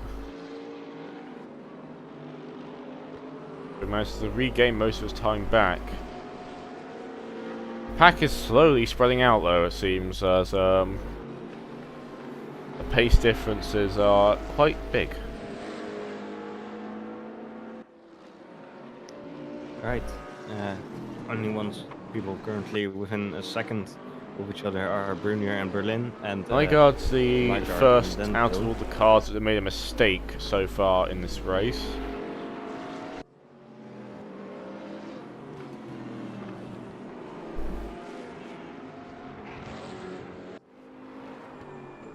We look on the back of Sebastian Brunier's car as we can watch Victor Berlin try and close on the back of him. The Corvette is It looks like Timothy Haynes is has also got a closing bit up of on them. pace in them, it seems. And the only Porsche in this race so far.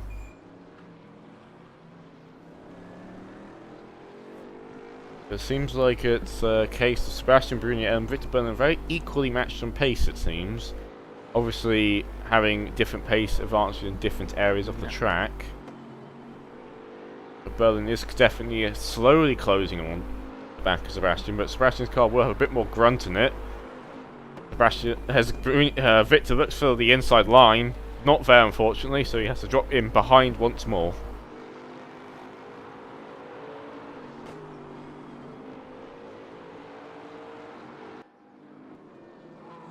Dento still Headed closing towards the up coast on street. Nygaard. Nygaard's very wide and loses the back end. Dendry just manages to avoid it. Luckily for him, and Hakkinen also managed to pass him, so it's not being a very good race for Nygaard right now. No. As Berlin getting close to Brunier once again. Into make the move final well? corner. He goes up the inside. Side by side, He's no, managed to take the position, I think. and No, Brunier's side by side Corvette on the managed to. straight. Yeah, I believe, so he got a Brunier slightly better pulls exit ahead. than he did, but looks Yeah, around the turn two. outside. We're getting very Berlin close stick- then. Looks like Berlin is gonna stick behind for a little. But Timothy Haynes little is while closing the gap, it seems. So the longer these two fight, the closer he's getting, which is Yeah. Of course, they're going to lose the time. more to they fight, the Haynes. more Haynes is getting closer, and Haynes is definitely a lot closer now. He's nearly half a second to them now. As I believe we have another spinner of Chris Byrne. He hits Kovalainen then, Yeah, Crisper. Oh, and that's a lot of damage. yeah. So Chris Boo, that's a lot of damage. Both his front end's damage. He's got damage on the rear end as well. That car is not going to be easy to drive, I don't think, for the rest of us. Yeah. Oh. So he's Tillemans retired is as in the well. pits. That's 2 seems to have retirements. Retired. Yeah. So obviously something happened there. So Haynes is now on the back of these two. He is closing. So you just need to be a bit patient. Sometimes you see drivers try and get the overtake done quickly rather than just wait a couple of laps. Maybe when the other driver makes a mistake or of the likes. This is only 10 minutes in. Well, not even 10 minutes yet. We've got a minute to go.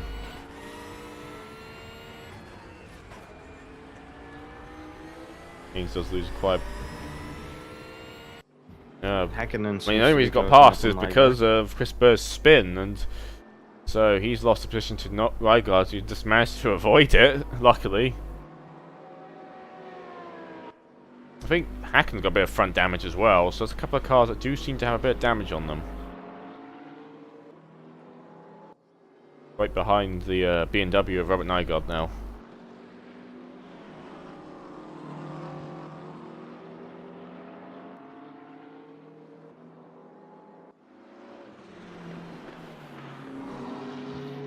Victor Berlin does seem to be losing some time to Brunier now. Haynes has also fallen back. Be careful. Remember, it is a hour race, and you don't be pushing too hard now in these early stages, because what you'll find if you do is that you'll close up the strategy options to do a no tire change. Tires take about 23 seconds to change in this case, so it's obviously a lot quicker just to not bother with them.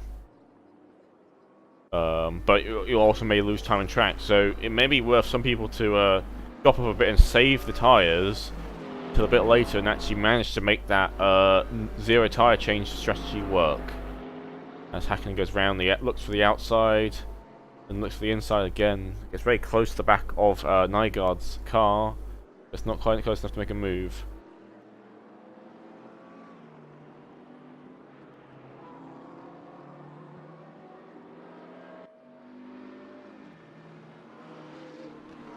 So we're under the 50-minute mark has gone past now.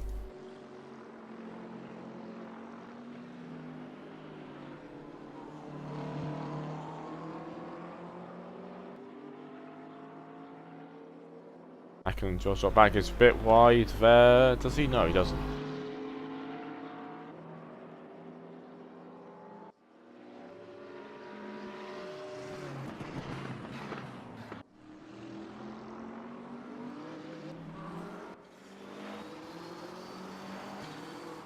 It seems there's another one in the pits. He retired. Bo. Oh, there's a bit of contact there as Yeah, Hakkinen looks like to go around the he's inside retired as well. of Nygaard, and the gap wasn't really there, I don't think, and he's now lost a load of time there.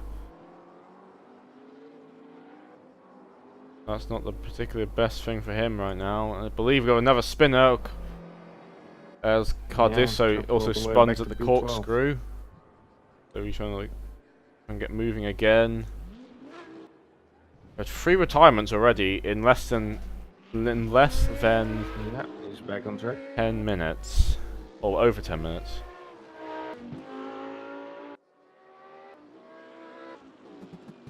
Peter Berlin's lost some ground on Sebastian Brunier.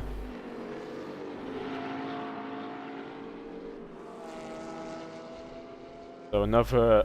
Apparently, Hillman's reason he is out of the race is due to just, well, issues with the car and the car setup. Chris Burr apparently had a hardware failure, so that's why he's out of the race. So that's a bit unfortunate that we had one break due to a mechanical DNF, one due to hardware break, and another for just not feeling the correct in the car right now.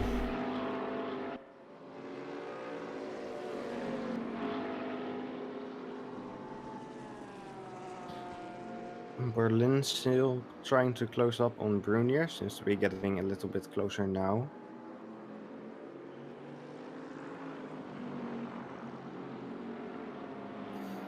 As it seems Tom Dentist is slowly pulling away from Jensen. We'll just see if Mark Whitford can try and do a strategy call against Thomas Jensen here, but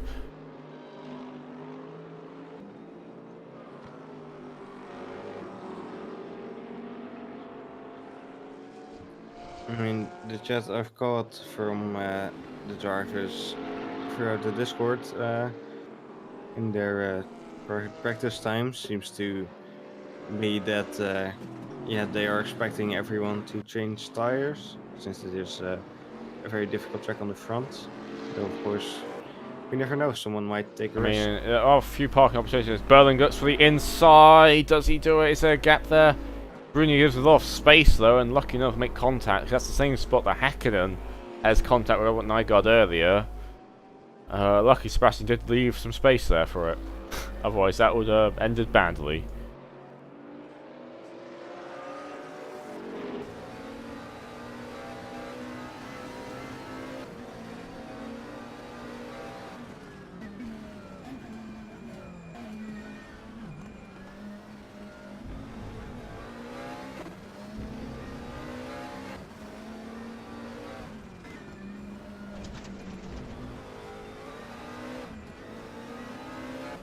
Oh, we seem to have another Nygaard's retired. retirement. So that in is Robert 4 Nygaard. retirements with only 50 minutes of the race so far.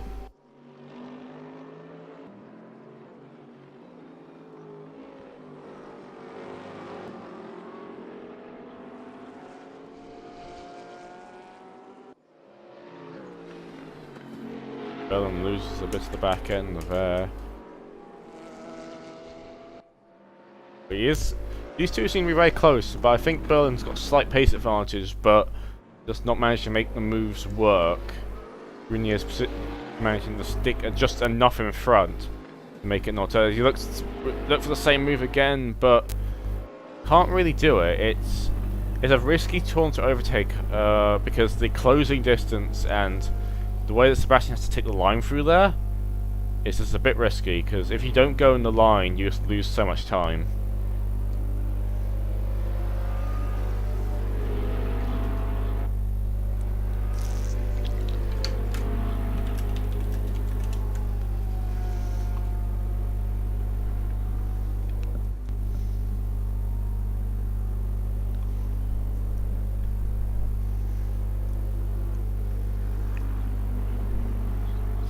These two are still under a second though, so we have that going on.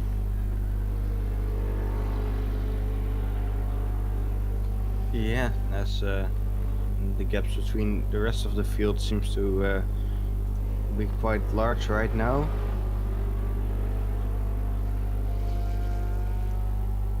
It's, Thomas Jensen over 4.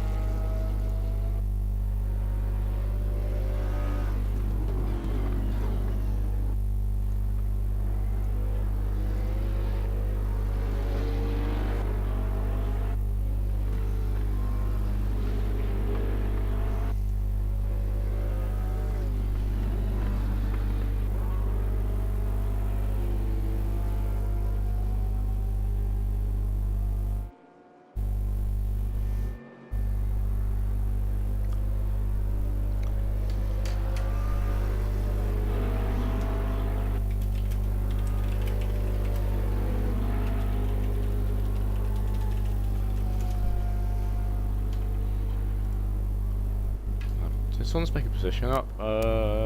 Maybe Hakkinen, I think, managed to get past Dendrew. You think? Yeah, I believe he has. As I think, yeah, Dendrew had the incident with the wall, I believe. He's got a bit of front damage onto that Bentley. So we've had a lot of car contacts going on in this race with barriers.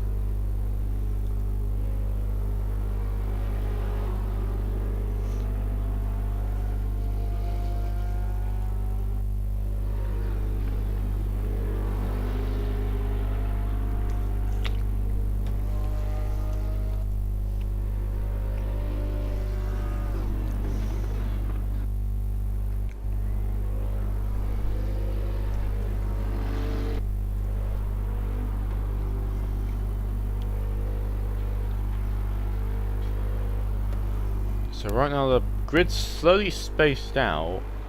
Interestingly enough, the gap between the leaders is going to 5 seconds.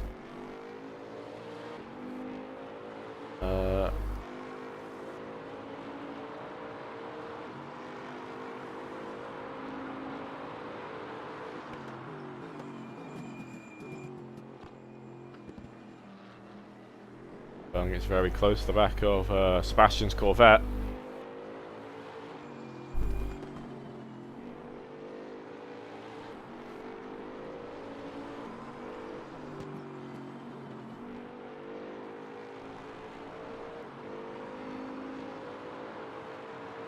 And then there's a lot of time going out of turn 4 there.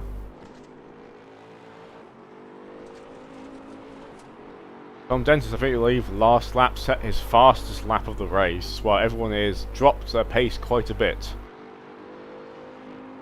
That is quite interesting to see.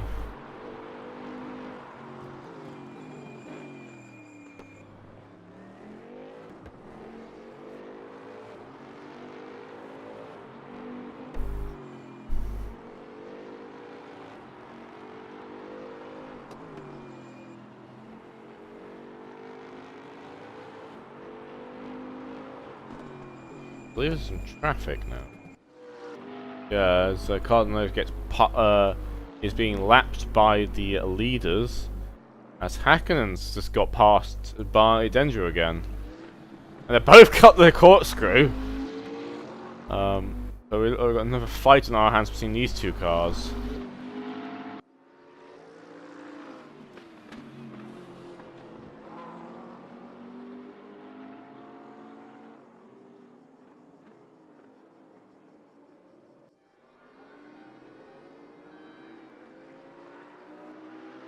Obviously, something's happened to Hakkonen to drop back. As oh, that's just overly bugging out a bit. So we had 4 retirements so far, as we just go past the 20-minute mark into the race. We'll probably see pit stops in the next 10 minutes or so. Right, with Jensen now 7 seconds behind Dentist, so this looks like Dentist has a fair bit of race pace advantage. As, of course, this car is better suited to this track than the Bentley, so not entirely unexpected. So maybe Jensen will try the risky strat again and not take tires, but I think if he does, then Dentist should still end up ahead because he's just that much faster. Oh, Dendro goes off the track. I think Dendro just messed up the corkscrew. Yeah, he's passed again by Hakkonen and loses a couple of seconds on him. So there seems to be a track. This race seems to be a proper endurance race in terms of we've got a couple of cars which have damage on them, and it's about making the least amount of mistakes compared to other races. I mean, again, it's sort of the track, a lot trickier circuit than others. Yeah, it's not a very forgiving track with the sand everywhere. I mean, a lot of people will say, "Oh, all tracks should be like this, where there's sand and maybe a couple of gravel traps and walls," but it obviously is punishing the drivers. So obviously, Dendro's got quite a bit of bump front bodywork damage there. At least half the front bodywork is gone off that car. Seems Berlin has somehow jumped behind Haynes. Yeah, so obviously, Not sure what's happened there, but Berlin trying to get closer to Haynes right now. I made a mistake because I don't think Haynes managed to overtake him, and Haynes is 4 seconds behind Blunia. Obviously, something must have happened between those two.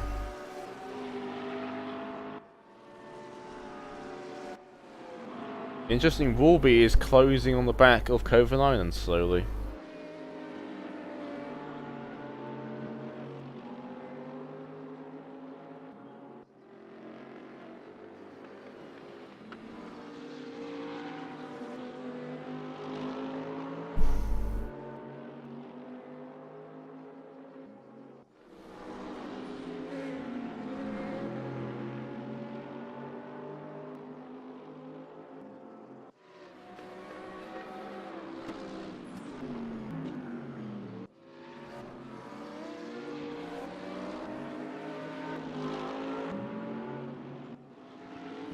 Oh, Haynes just went very wide at the exit of turn 6 onto the sand. And Berlin has managed to make his way past. Yeah, but Haynes has managed to... Yeah, so Haynes has lost position there to Berlin. Burns now has to go... He's still 5 seconds behind Brunier, who was behind earlier. Yeah. So, yeah, I think whatever happened involved both of these drivers, because they were close behind Brunier earlier.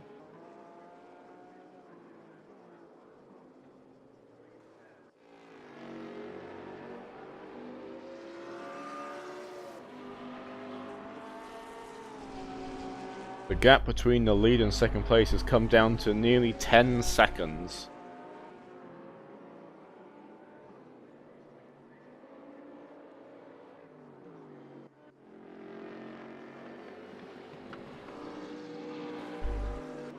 The Wolby's managed to get past Cardoso and is now looking on the back of that McLaren.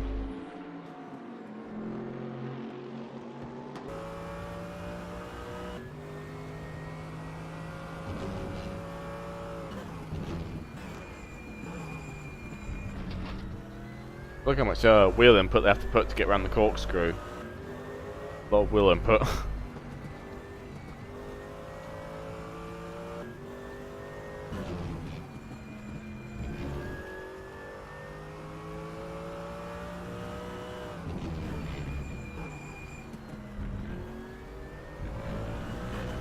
We should be about in the pit window right now. So should be people coming into the pits very soon. At least those who were planning to change tires, which we're expecting to be all of them. But someone might of course risk it, you never know. But generally on this track you do want to change tires. It is quite tough on the fronts.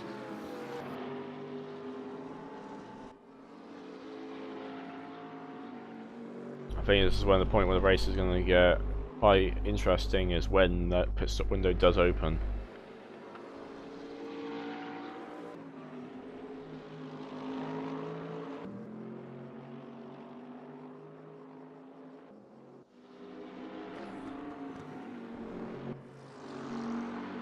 Andrew is close in the back of Hakkinen, it seems. We're within 3 seconds of each other.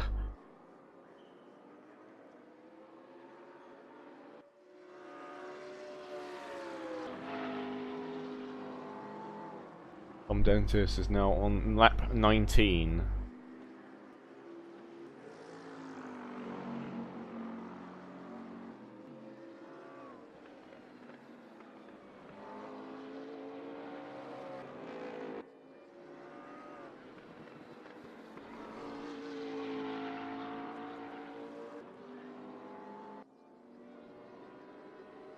The current pace between Tom Jensen and Thomas Denton seems to be very equal right now.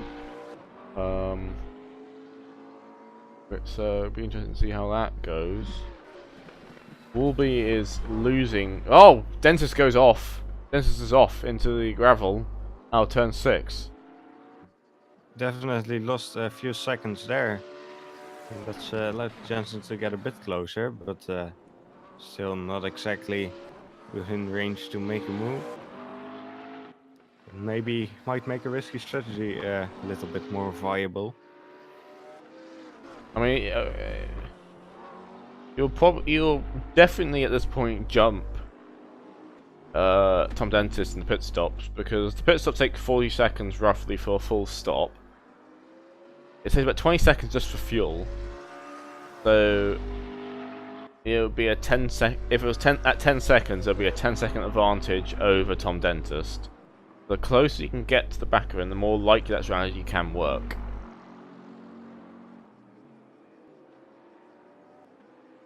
I'm just keeping my eyes closely on the track map to see when someone's going into the pits. No one has pitted so far.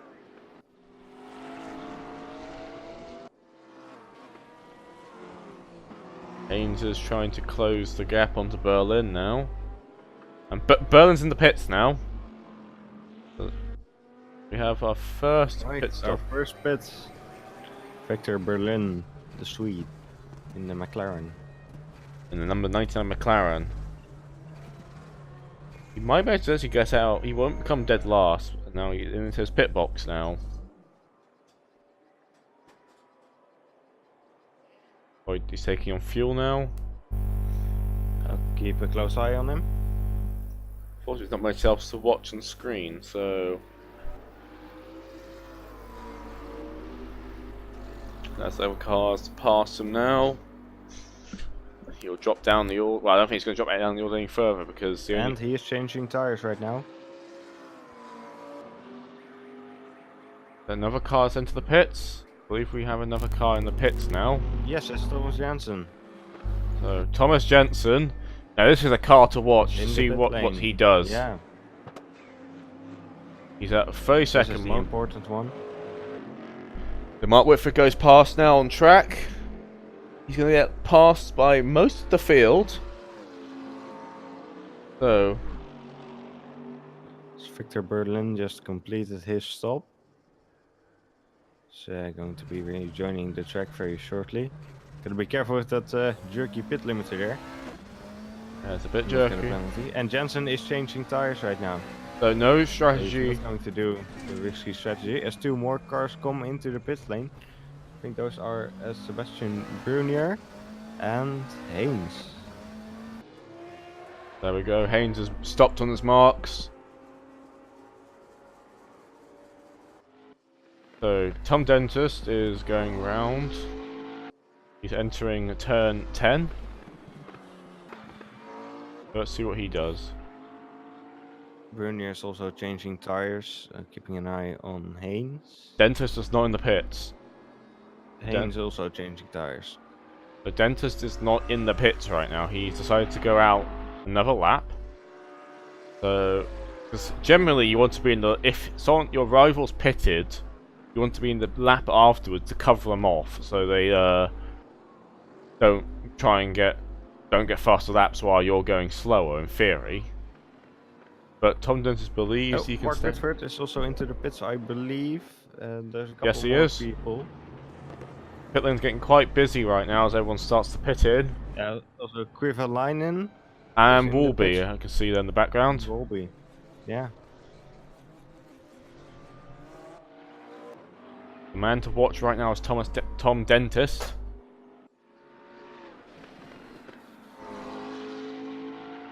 Oh, Mark Whitford, back onto the track, has not changed tires. So he is going. Interesting. He is going for the risky strategy right now. Krivalainen and Wolby are both changing tires. It makes sense for them to do it, but Mark Whitford is trying to go for the win. It seems he's not happy with being third place. He is going for that win. So Thomas Very Dentist. risky. Thomas Dentist is into the pit. No, he doesn't. There's more cars slowly start. Dendo and Hakkinen are also coming into the pits now. Now this is getting interesting. Dentist is out another lap.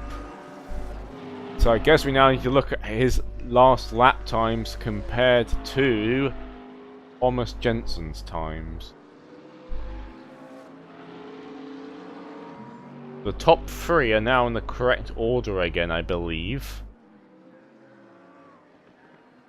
There's a 50-second gap between Mark Whitford and Thomas Dentist, with another 20-second gap behind. But so 40 seconds will be the stationary time roughly in the pits. There's more time though traveling on the pit lane. So if Thomas Dentist pits now, Mark Whitford would be in front. Dendo and the Bentley did not change tires. That's Hakkinen is changing tires right now.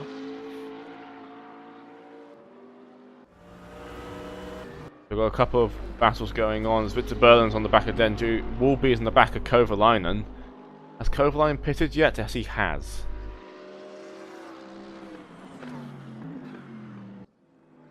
We have a couple of battles going on here, depending on people's pit stops time. People yet to pit are Dentist and Cordoso. So, is Dentist going to pit this lap? No, he doesn't! Well, Cardoso goes into the pits. Yeah. Cordoso is in the pits. There's a side-by-side action going on up the hill between Denju and Berlin. Berlin has to slot in behind again. But he's got a better run going up the hill. They go side-by-side again. Haynes is in the background there. I think Kovalainen made a mistake, because Kovalainen... No, he's in the pits, that's why.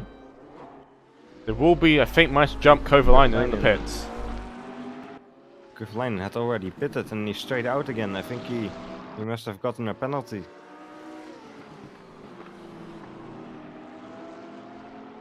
So, Berlin. Kovalainin's been in the pits twice now. Okay.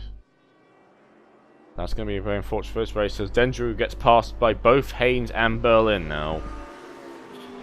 Cardoso also changing tires. He's quite far down, so it doesn't look like he's going to get anywhere this race. Berlin is, Dentist is still out on track. Cardoso coming out on the track again. Haynes is getting close to the back of Berlin. Yes. But, everyone except Dentist has pitted now. Yeah, so I think it's Dentist is the person to watch right now if he goes in the pits. Yeah, I think he's still going out. Track map, he's going at full normal speed still. Yeah.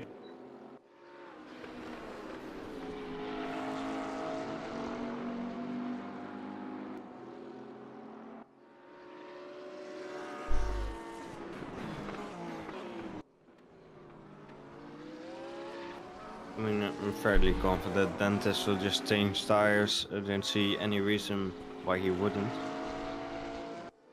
He's lapping faster than Mark Whitford, who's on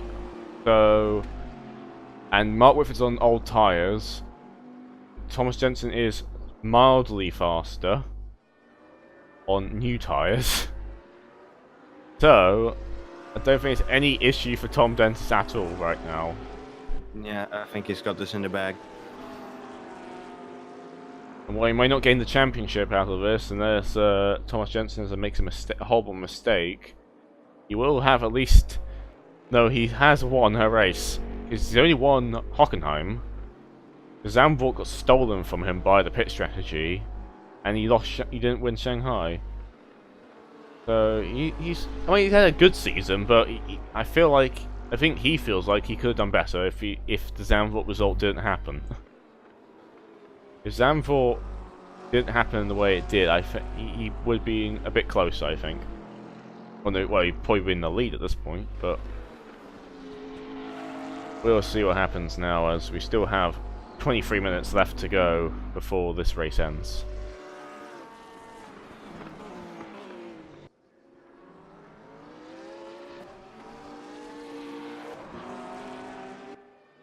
Bastian Brun, yeah, apparently is closing on the back of Kovalainen. Kovalainen is in the pits again. So something is not going right here. I guess another penalty because No. he's not stopped in the pit box. Yeah. So his race has been a complete and utter disaster. And he's going to lose a position, I believe, to Victor Berlin now. And he possibly I think gains. Kovalainen has become victim to the race room jerky pit limiter. If only there were beta testers As only who can fix this shit. swearing in a public broadcast. How are we going to make money off this now? We're not on TV and we're not monetizable, so yeah. I mean, we are technically. Everything in here is fair use. This content. Well, we're not monetizable because we don't have enough subscribers and viewers according to YouTube. So we can't monetize our videos. Unfortunately. Haynes is now closing the gap once again to Berlin as they go up the hill. Do we have any inclination what Thomas Dentist is doing? Not registered as a pit stop yet. Cardoso's been in the pits twice, it's worth noting.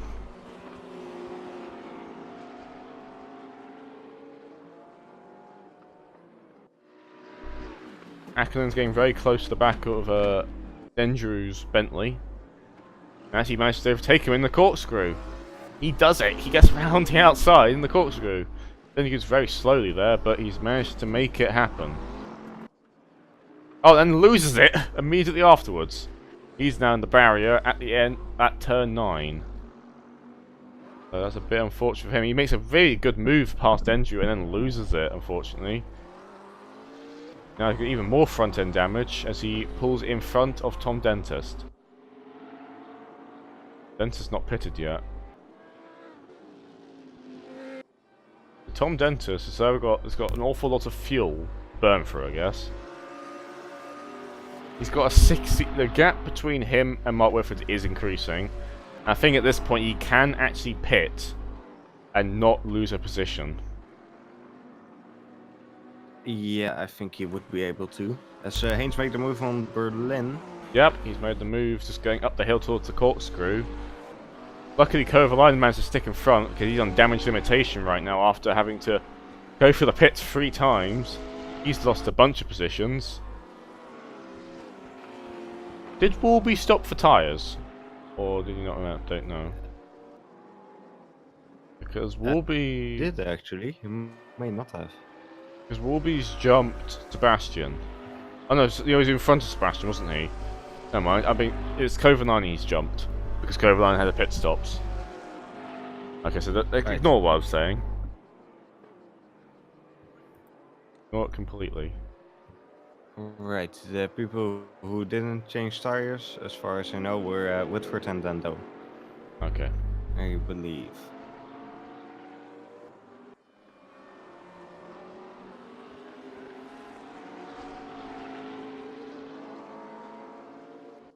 Berlin's getting closer back on the back of Haynes's Porsche. Under half a second now between those two. And the Bleed Dentist is still going out again.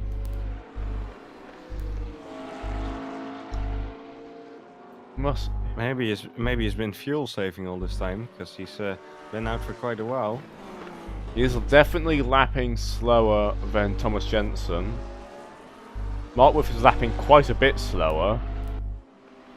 Because Kovalainen's actually going faster than Mark Whitford right now. As Haynes gets very slow. Maybe Whitford just had a bad lap. Kovalainen's back in the pits again? What is going on? Ah. So... yeah, that's really weird. He's back in the pits for the 4th time. Yeah.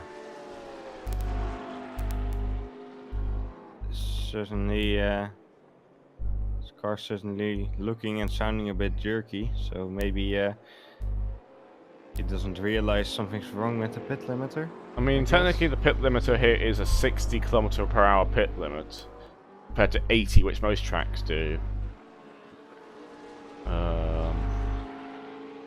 Berlin getting very close onto the back of Haynes. Go side by side. Going up the inside. And he just managed to get in front. front.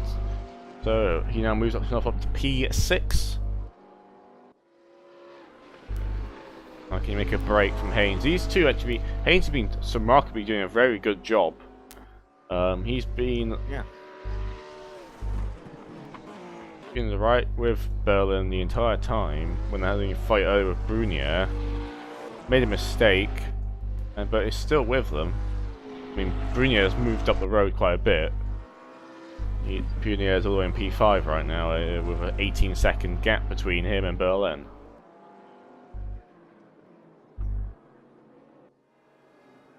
So right now, Thomas Dentist is going through a lot of traffic right now. He's just gone past P10 and P9, which is... oh, speaking of P10, Häkkinen and Dando is having a bit of a fight. I think Häkkinen's passed him again. Dendo's got even more damage on the front of that Bentley now. He's got missing 2 front lights on that Bentley. Oh, is Häkkinen... oh, Kovalainen's retired. oh, and Kovalainen has retired, yeah. So obviously frustrated with the pit limiter issues. Tom Dentist in the pits. Okay. So... Tom Dentist is in the pits right now. So... this is going to be the interesting part now. Be very careful with that pit limiter, because you don't have the same thing as Kovalainen happens.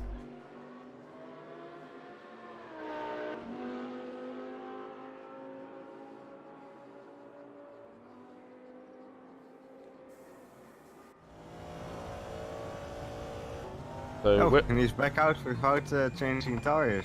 Tom Dentist. okay. So yeah, I He's really going for the world domination here mean, with this victory. I think because I was watching Whitford. Whitford's going for the corkscrew as he was leaving his pit box. So he had enough time, I think, to actually just about make it work. He would be in front of Whitford, but he'd be very close to Whitford. So so either he knew Whitford didn't change the tyres and didn't want to risk losing the position again and having to overtake him, or he just believed that this would be the quickest way of doing things. Yeah. So anyway, didn't lose any positions as pit stops, and he's now back in the lead again. So he's got 50 minutes to nurse these tyres home, which have been racing for an hour. Let's see if he can keep it together. Right. Whitford 26 seconds behind, so as long as it doesn't make eggs, then he should be fine.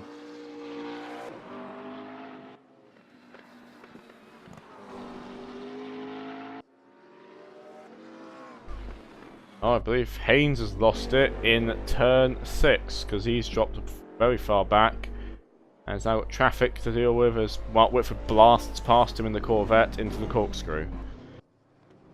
Yeah, he's 15 seconds behind Berlin now, which he wasn't before.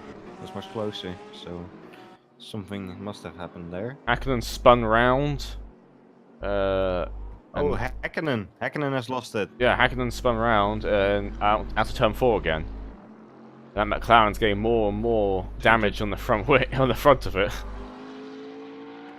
It seems to be like a lot of cars seem to have damage on them at this point.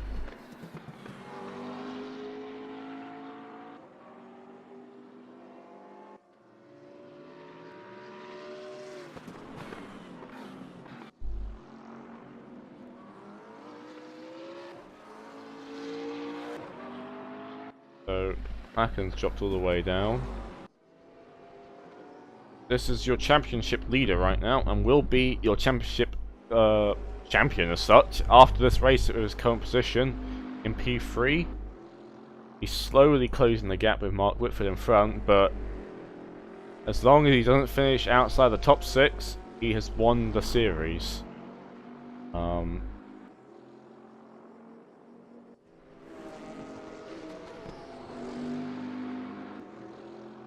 Yeah, it turns out all the penalties at the cover line were due to the pit lane. Speeding in the pit lane. That's not the greatest way to end your season.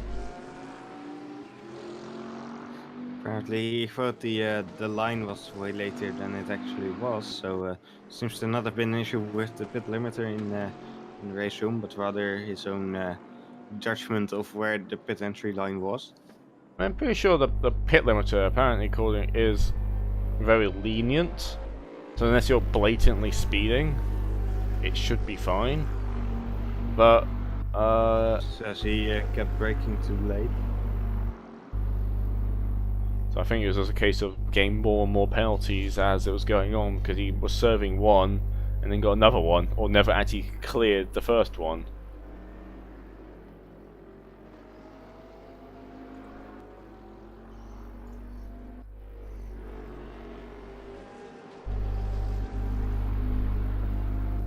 Despite the fact that Hakkinen had a lot of incidents, Hakkinen is right on the back of Denju again. So I think Denju must have another instance, as Denju is going very slowly.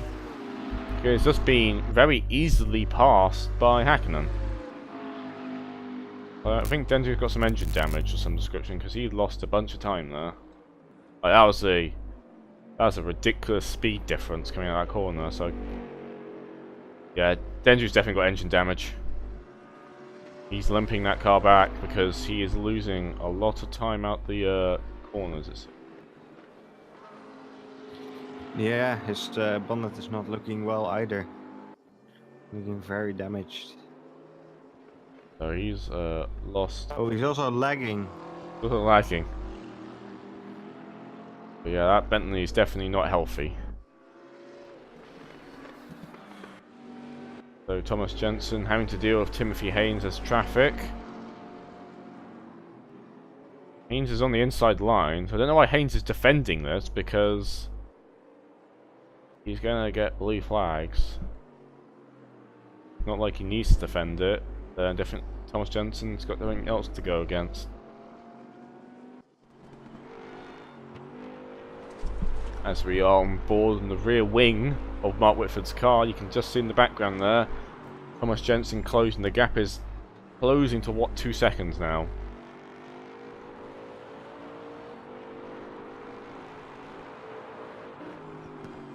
Tom Dentist is last lap's 124.5. Tom Jensen is a 123.5. So Jensen is lapping quicker, but I think the fact he didn't take tyres at all, I think is actually the right call. Because if you look how close these two are together right now, with tyres, he possibly could have been overtaken by Whitford. Jensen be right in his back after that. Yeah, I have to agree on that. But maybe it probably was the correct call to make. It may seem like when you but I don't know how much thought he put into it. He may just decide it must be the best way. Oh, Häkkinen has lost it again. Lost it again going up the hill, so gets out of the way of Sebastian Bruni. He's now got even more damage. I think he's lost some of his dive planes, as they seem to be missing on his McLaren. As he does. He's behind Dendo again. And I've already got the corkscrew. So he's got issues, as Thomas Jensen is now within 1 second of Mark Whitford now.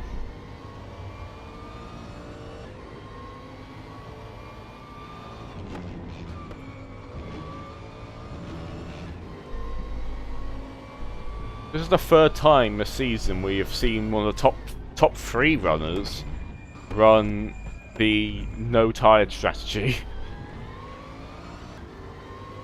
Let's see if it pays off this time. It's only worked once this season.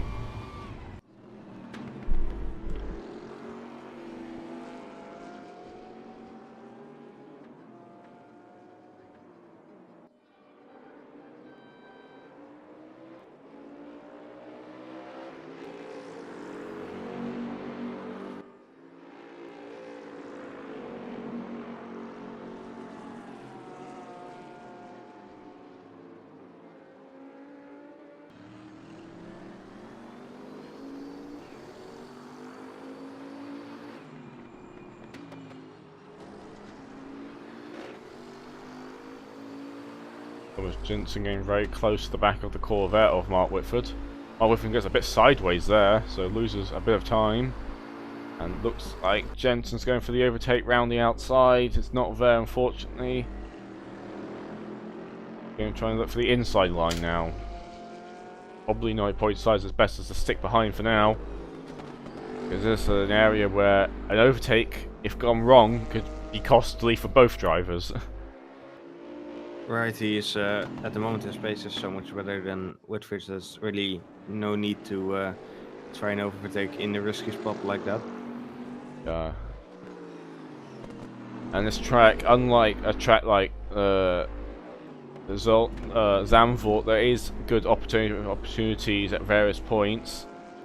Touches the point here, does he do it? No, he starts behind, and then he's got the next. He's got the hairpin next, which is another good overtaking opportunity. Also quite an easy one to defend from. Let's see how he does going up the hill.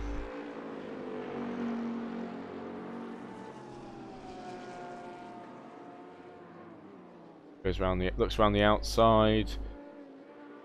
But Whitford just slots in behind. Into front. Häkkinen's round the back of Dendrew again.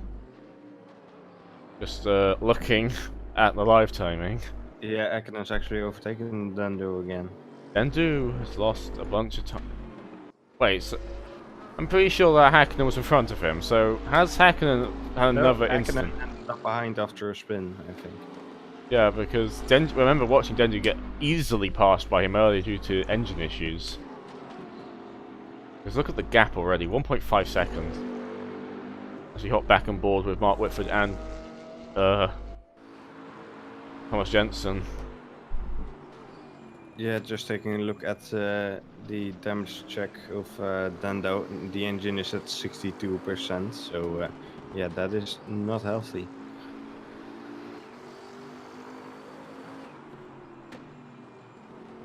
Jensen lost a bit of time there for the corkscrew, but you can easily make this back.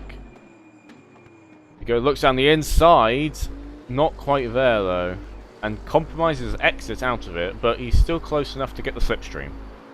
Yeah, should be able to make a move into the Andretti hairpin. Whitford takes defensive Goes around line. the outside. Stays on the outside, side by side right now. Whitford managed to cut just in front, and Oh, someone's into the gravel there. Carduccio is in the gravel out of the Andretti hairpin. Yeah. I mean, why Cardoso's not having the best race? He's not last. I mean, that's only due to retirements, but Well, that's not last then. He's Fair outlived. He's outlived Higgins was an actual over damage. Hillman's just Jensen. Oh no, which decided not to make the move into turn 6. Slides someone once again behind. 5 minutes left for the race to go. And Thomas Denton's actually opened the gap up again. Yeah, he's actually pulling away. But Thomas Jensen is being very much held up by Mark Whitford.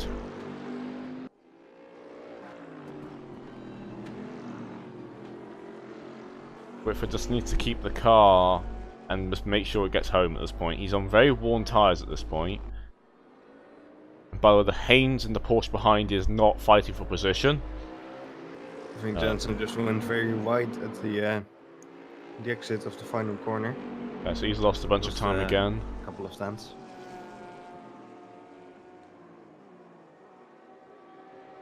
As Dendrew is in the back, is not moving anymore. He's in the barrier. Is his engine dead? Yeah, his engine is dead. So that's another retirement then. And that is one very dead Bentley, and he's retired back into the pits. So that's two DNFs due to that. As Mark Whitford goes side by side with Thomas Jensen again. He's gonna have the inside line coming up to turn 6. They keep side by side. Gonna be a bit close now between these two as Jensen just slips in front through turn 6, and Whitford goes for it again and gets it. Does he get in front again? Onto the corkscrew now, still side by side. Let's see Whitford what here. might have Jensen just got the position stays back, behind him. and Whitford managed to keep the position back. Yeah, That's some but good. That's some Whitford good. certainly not making it easy for Jensen. That was a very good move back there. Like, he decided not to give up. He kept side by side saying, "If you want this position, Jensen, you've got to get past me properly." So now we've got 3 minutes left. It'll probably be. Where is Tom Dentist? I think it's gonna be one more lap after this one. They're currently on now. So side by side again. Whitford on the inside line. Whitford might lose out this time. Actually, have one more lap then. Oh, and Whitford gets passed by Thomas Jensen and nearly loses it on the exit of turn 3 there, but I believe he might have made them. Yeah. Looks like Jensen has finally made his way past. I believe he has. I don't think Whitford has quite the pace to keep up at this point. His tyres are being shot at, and he generally didn't have the pace from the beginning. He goes very wide there. He's keeping close. There's 2 minutes left. Yeah, Dentist crossing the start-finish line now, so we'll have 2 more laps. Yeah.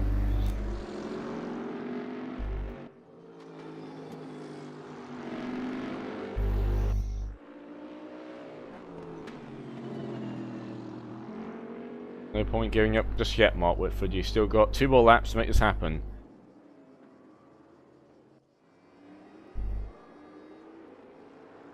But he is losing a lot of time now, and I believe those tyres are not going to be helping him. Yeah, Jensen is certainly a lot faster than Mark Whitford right now, so I don't think Whitford will be able to get any closer.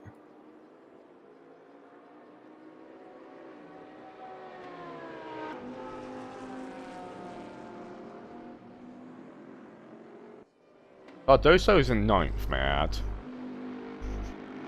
Yeah. That's a better points finish than I ever got in, I believe, since, like, Hungaro in Season 2. It just proves a point that if you just keep going, you can still get a lot of points for just keeping going. As Whitford's dropped back all the way 2 seconds behind now, so he's lost a lot of pace now. As this is now Dentist. Yeah, this is now the final lap. Dentist has crossed the finish line again. So I believe he's lapped everyone, bar I think his next target is Sebastian Brunier in terms of lapping. So he's lapped most of the field. And not just like the retirements, he lapped a lot of other people as well during that time. I think this is the championship has been probably been decided unless Thomas Jensen makes a horrible mistake now. I think it's actually impossible for him to get any too low unless he gets a DNF. Oh no, engine failure. Because he's got the next behind Mark Whitford, who's 3 seconds behind, is 25 seconds. So if he can't recover in that time, then I don't know. Yeah, Dentist on his final lap, coming up to a bit of traffic from Brunier, but I don't think that's going to stop him much. I think that's good. Yeah, that's not going to be a problem. Coming up to the final corner now, onto the start-finish straight. And he comes home finally for a win. There's not one since the first round. Wins the second. Doesn't win the second. Wins the last round, and Thomas Dentist takes it home for his second win this season. Unfortunately, he couldn't get one at Zandvoort, but that was an absolute spectacular drive by him. Nothing came close. Yeah, exactly. Very well done. So Thomas Jensen now enters the final corner as well.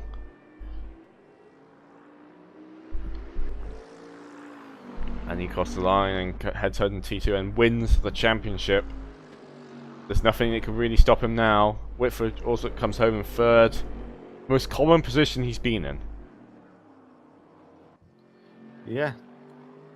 He's, does seem to be, I mean, he's very fast, but not quite on the level of Jensen and Dentist. Woolby's going to come home in fourth. I think is his highest point position in OVRC. So congratulations to him. He managed to get into P4. Nicely done. Sebastian Brunier coming home in 5th place probably. He's got to go for 2 more corners. This is one of a good finish by him again. And for people thinking, oh, there's a lot of DNFs. Like, part of we've seen how many DNFs happen because of how tricky the circuit is. So you can't take anyone the fact that, like, oh, they won because of DNFs. They still won on merit, and there we go. I think everyone else has crossed the line now. Thomas Dentist wins race 6 and the final round of the OVRC of season 3 anyway. And it's another great drive by him. Nothing really came close to it at all. For sure. Another thing just mentioned by Hank Bezel, that Haynes was driving with one very hurt left foot this race. And he still managed to finish in P7, so very well done to him, considering he was not able to do any left foot braking this time around. That sounds to have been a very good result for him. He must be very happy as well.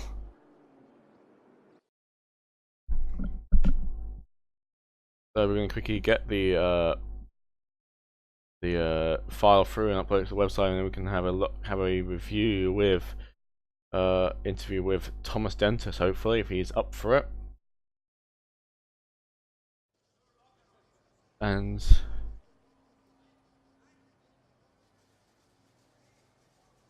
I quickly get this sorted out.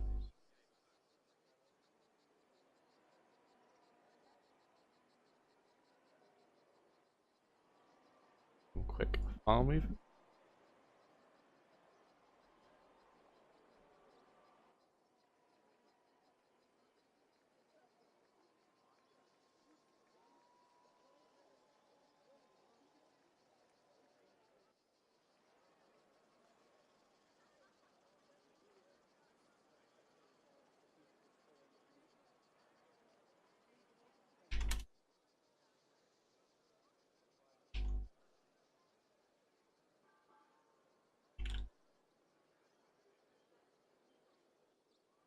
let's just...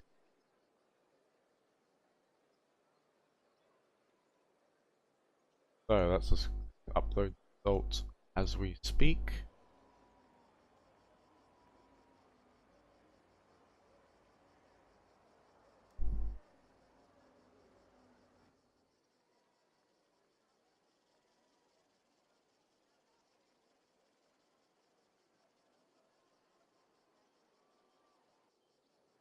There we go, so...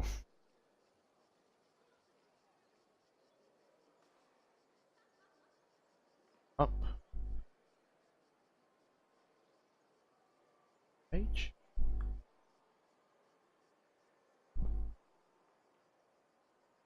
So...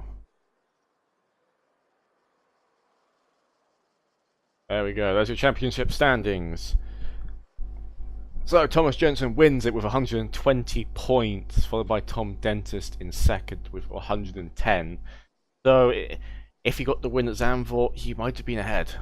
But it was still a very close fight to the end between those two. In third comes Mark Whitford with 85. Daniel Highwayman, who missed the last couple of races, still came home in fourth with 53. Sebastian Brunier misses out, approaching P4 with 52 points. Woolby comes home in P6 with 48. Victor Byrne in 7th with 43. Atte Kovalainen in 8th with 39. Timothy Haynes in 9th with 28. And Kevin Naff still in 10th with 27. Actually tied with Sven Jensen for that one. Yep. Rest of the results on you. Well, so you're gonna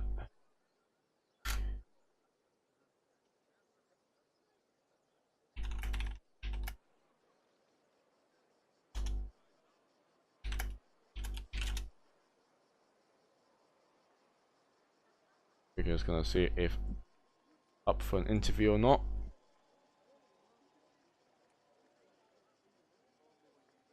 Says he is, so hang on a second, we'll get him in.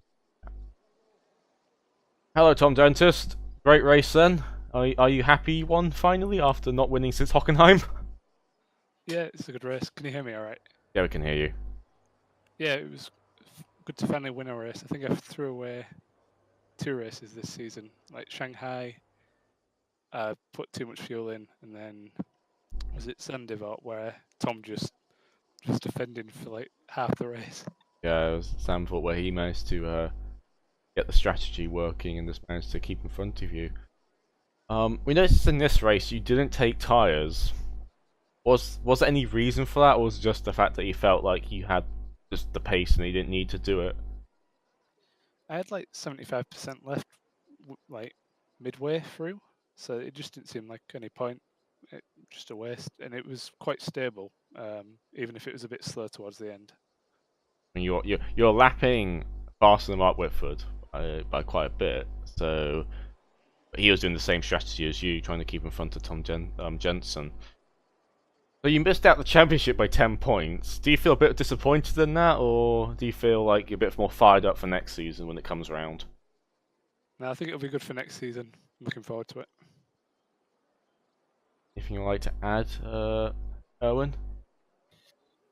Yeah, I just want to congratulate you on a very good race, and of course your second position in the championship. Hopefully, we'll see you again next season. Yep, thank you. I'll be back. Don't worry about that. Yes, well done. And again, very dominant race by you. Then I don't think anyone really could keep up with you at all, even with the old tires. Thanks for the commentary as well, guys. It's been good through the season. So yeah, keep it up. Thank you. Thank you very much. I'll now move you to talk with the rest of your fellow drivers while we finish this up.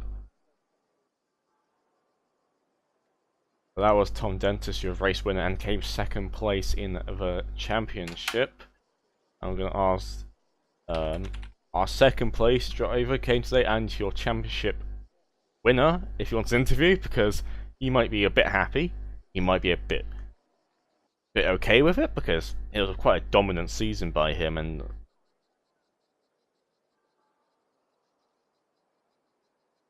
we got confirmation. So Thomas Jensen is going to be having interviewers. Welcome, Thomas Jensen. Hello. I mean, apart from this race where you came second, you won the championship. How do you feel about this? Winning it for the third time in a row? Yeah, third time. Yeah, it feels great. I was a bit worried when I first started practicing on this track because the McLarens were really quick. Like somehow in qualifying I found a lot of time suddenly. So I didn't have to worry about getting in fifth because that's what I was aiming for, to at least get fifth. Because that was basically what was going to happen. It required we put references back to Mexico 2017 for F1, but need something where you had to go through the entire field to give a chance for Tom Dentis, because you basically have to finish in the top 5, as you said, and I don't think you finished outside of that apart from the one DNF you had. Yeah, if I remember correctly, you had to finish P6 to tie with Dentist if Dentist won. That's why I went for P5, of course. Yeah, I mean, I think it would have been fairly close because there were 2 quick McLarens behind me, Anton and someone else. Forgot who. Mark, of course, was also really quick. So if I spun somewhere, they could have easily kept up. In the end, Anton got a few drive-through penalties because he didn't know where the pit entry line was. So Mark did the strategy which you did at Zandvoort against you. Did you see it coming, or were you a bit like... Yeah, I mean, I expected a lot of people to do that because it seems to be the best strategy. You don't lose too much with old tires. I mean, I was mentioning that Tom Dentis only had 75% left in his tires after the halfway point. Didn't see any need to do it, so... Yeah, I was at 68% halfway. So. Because to get that Bentley around there was a lot of scrubbing. But yeah, I just didn't want to take the risks and eventually spin on old tires, so I just went for the safe option. Luckily, you managed to get past in the end. Yeah, the fun battle with Mark, so all happy. So, Season 4 is going to be coming up very soon. Do you feel like you can get another title, or do you feel like it's going to be even harder this time? Because Season 1 was very easy for you. Season 2 was very close at the start, and then towards the end got fairly easy. This one's been a battle between you and Tom and you the entire time. Do you think you hope that's going to happen again next season, or do you I know it will. I know it's going to happen. It's going to be a question of in which cars, I think. God, hinting at something maybe. Thank you very much. No idea what you mean. Thank you very much for joining us, Thomas Jensen. Again, congratulations on your win. Congratulations on your second place. Well, it wasn't a win. Oh, well, your win of the championship. Yeah. There we go. Thank you. Anything you'd like to add, Erwin? Just congratulations again, and looking forward to seeing you again next season. Yeah, thank you guys. I'll move you with your fellow drivers, and then we can up. That was Thomas Jensen, your championship winner. He won by a margin of 10 points, which I think is the closest result we ever had in OVRC, like ever, in terms of championship standings. Anything you would like to end on, Erwin, as we conclude the GT3 series? Well, I think we've had some very good racing this season. Also been really enjoying doing this commentary. I feel like I've gotten a lot better with it over the course of the season. It's been a different change, because obviously we both were drivers at the start of the season. It's just over time it's become what we do now, and it's been very enjoyable, guys, for broadcasting you guys, and we hope we're doing a good job here. And hopefully next season will be even better in terms of broadcast quality, racing, everything really. Hope it should be a massive step up. Hope we can get even larger grids. Remember that there'll be announcements shortly in the next couple of weeks or so for Season 4. We won't tell you exactly what will be there. Also remember, next week there will be 2 races on. There'll be WTCC finale at here again, I think. Yeah. And next week we're going to be doing the Enduro. Right, 90 minutes of Silverstone with GT3 and P2 cars. Hopefully we can get enough people this time around. Hope the weather calms down a bit, because obviously it's been a big issue. It's the weather. It's been a bit warm. But anyway, thank you once again, guys, for all tuning in to this broadcast. Again, we hope you all enjoyed it here, and we hope we see you next season for whatever we do. Again, we still got races next week, so don't worry, there'll still be more content. Okay. Right. Yep, again, this is the OVRC. Me and Owen. Me and Owen. There we go. Got right the final time. See you next time. Remember to like and subscribe and hit the bell icon and etc. and all the things you do on YouTube if you like things. Do all those. Not like it matters.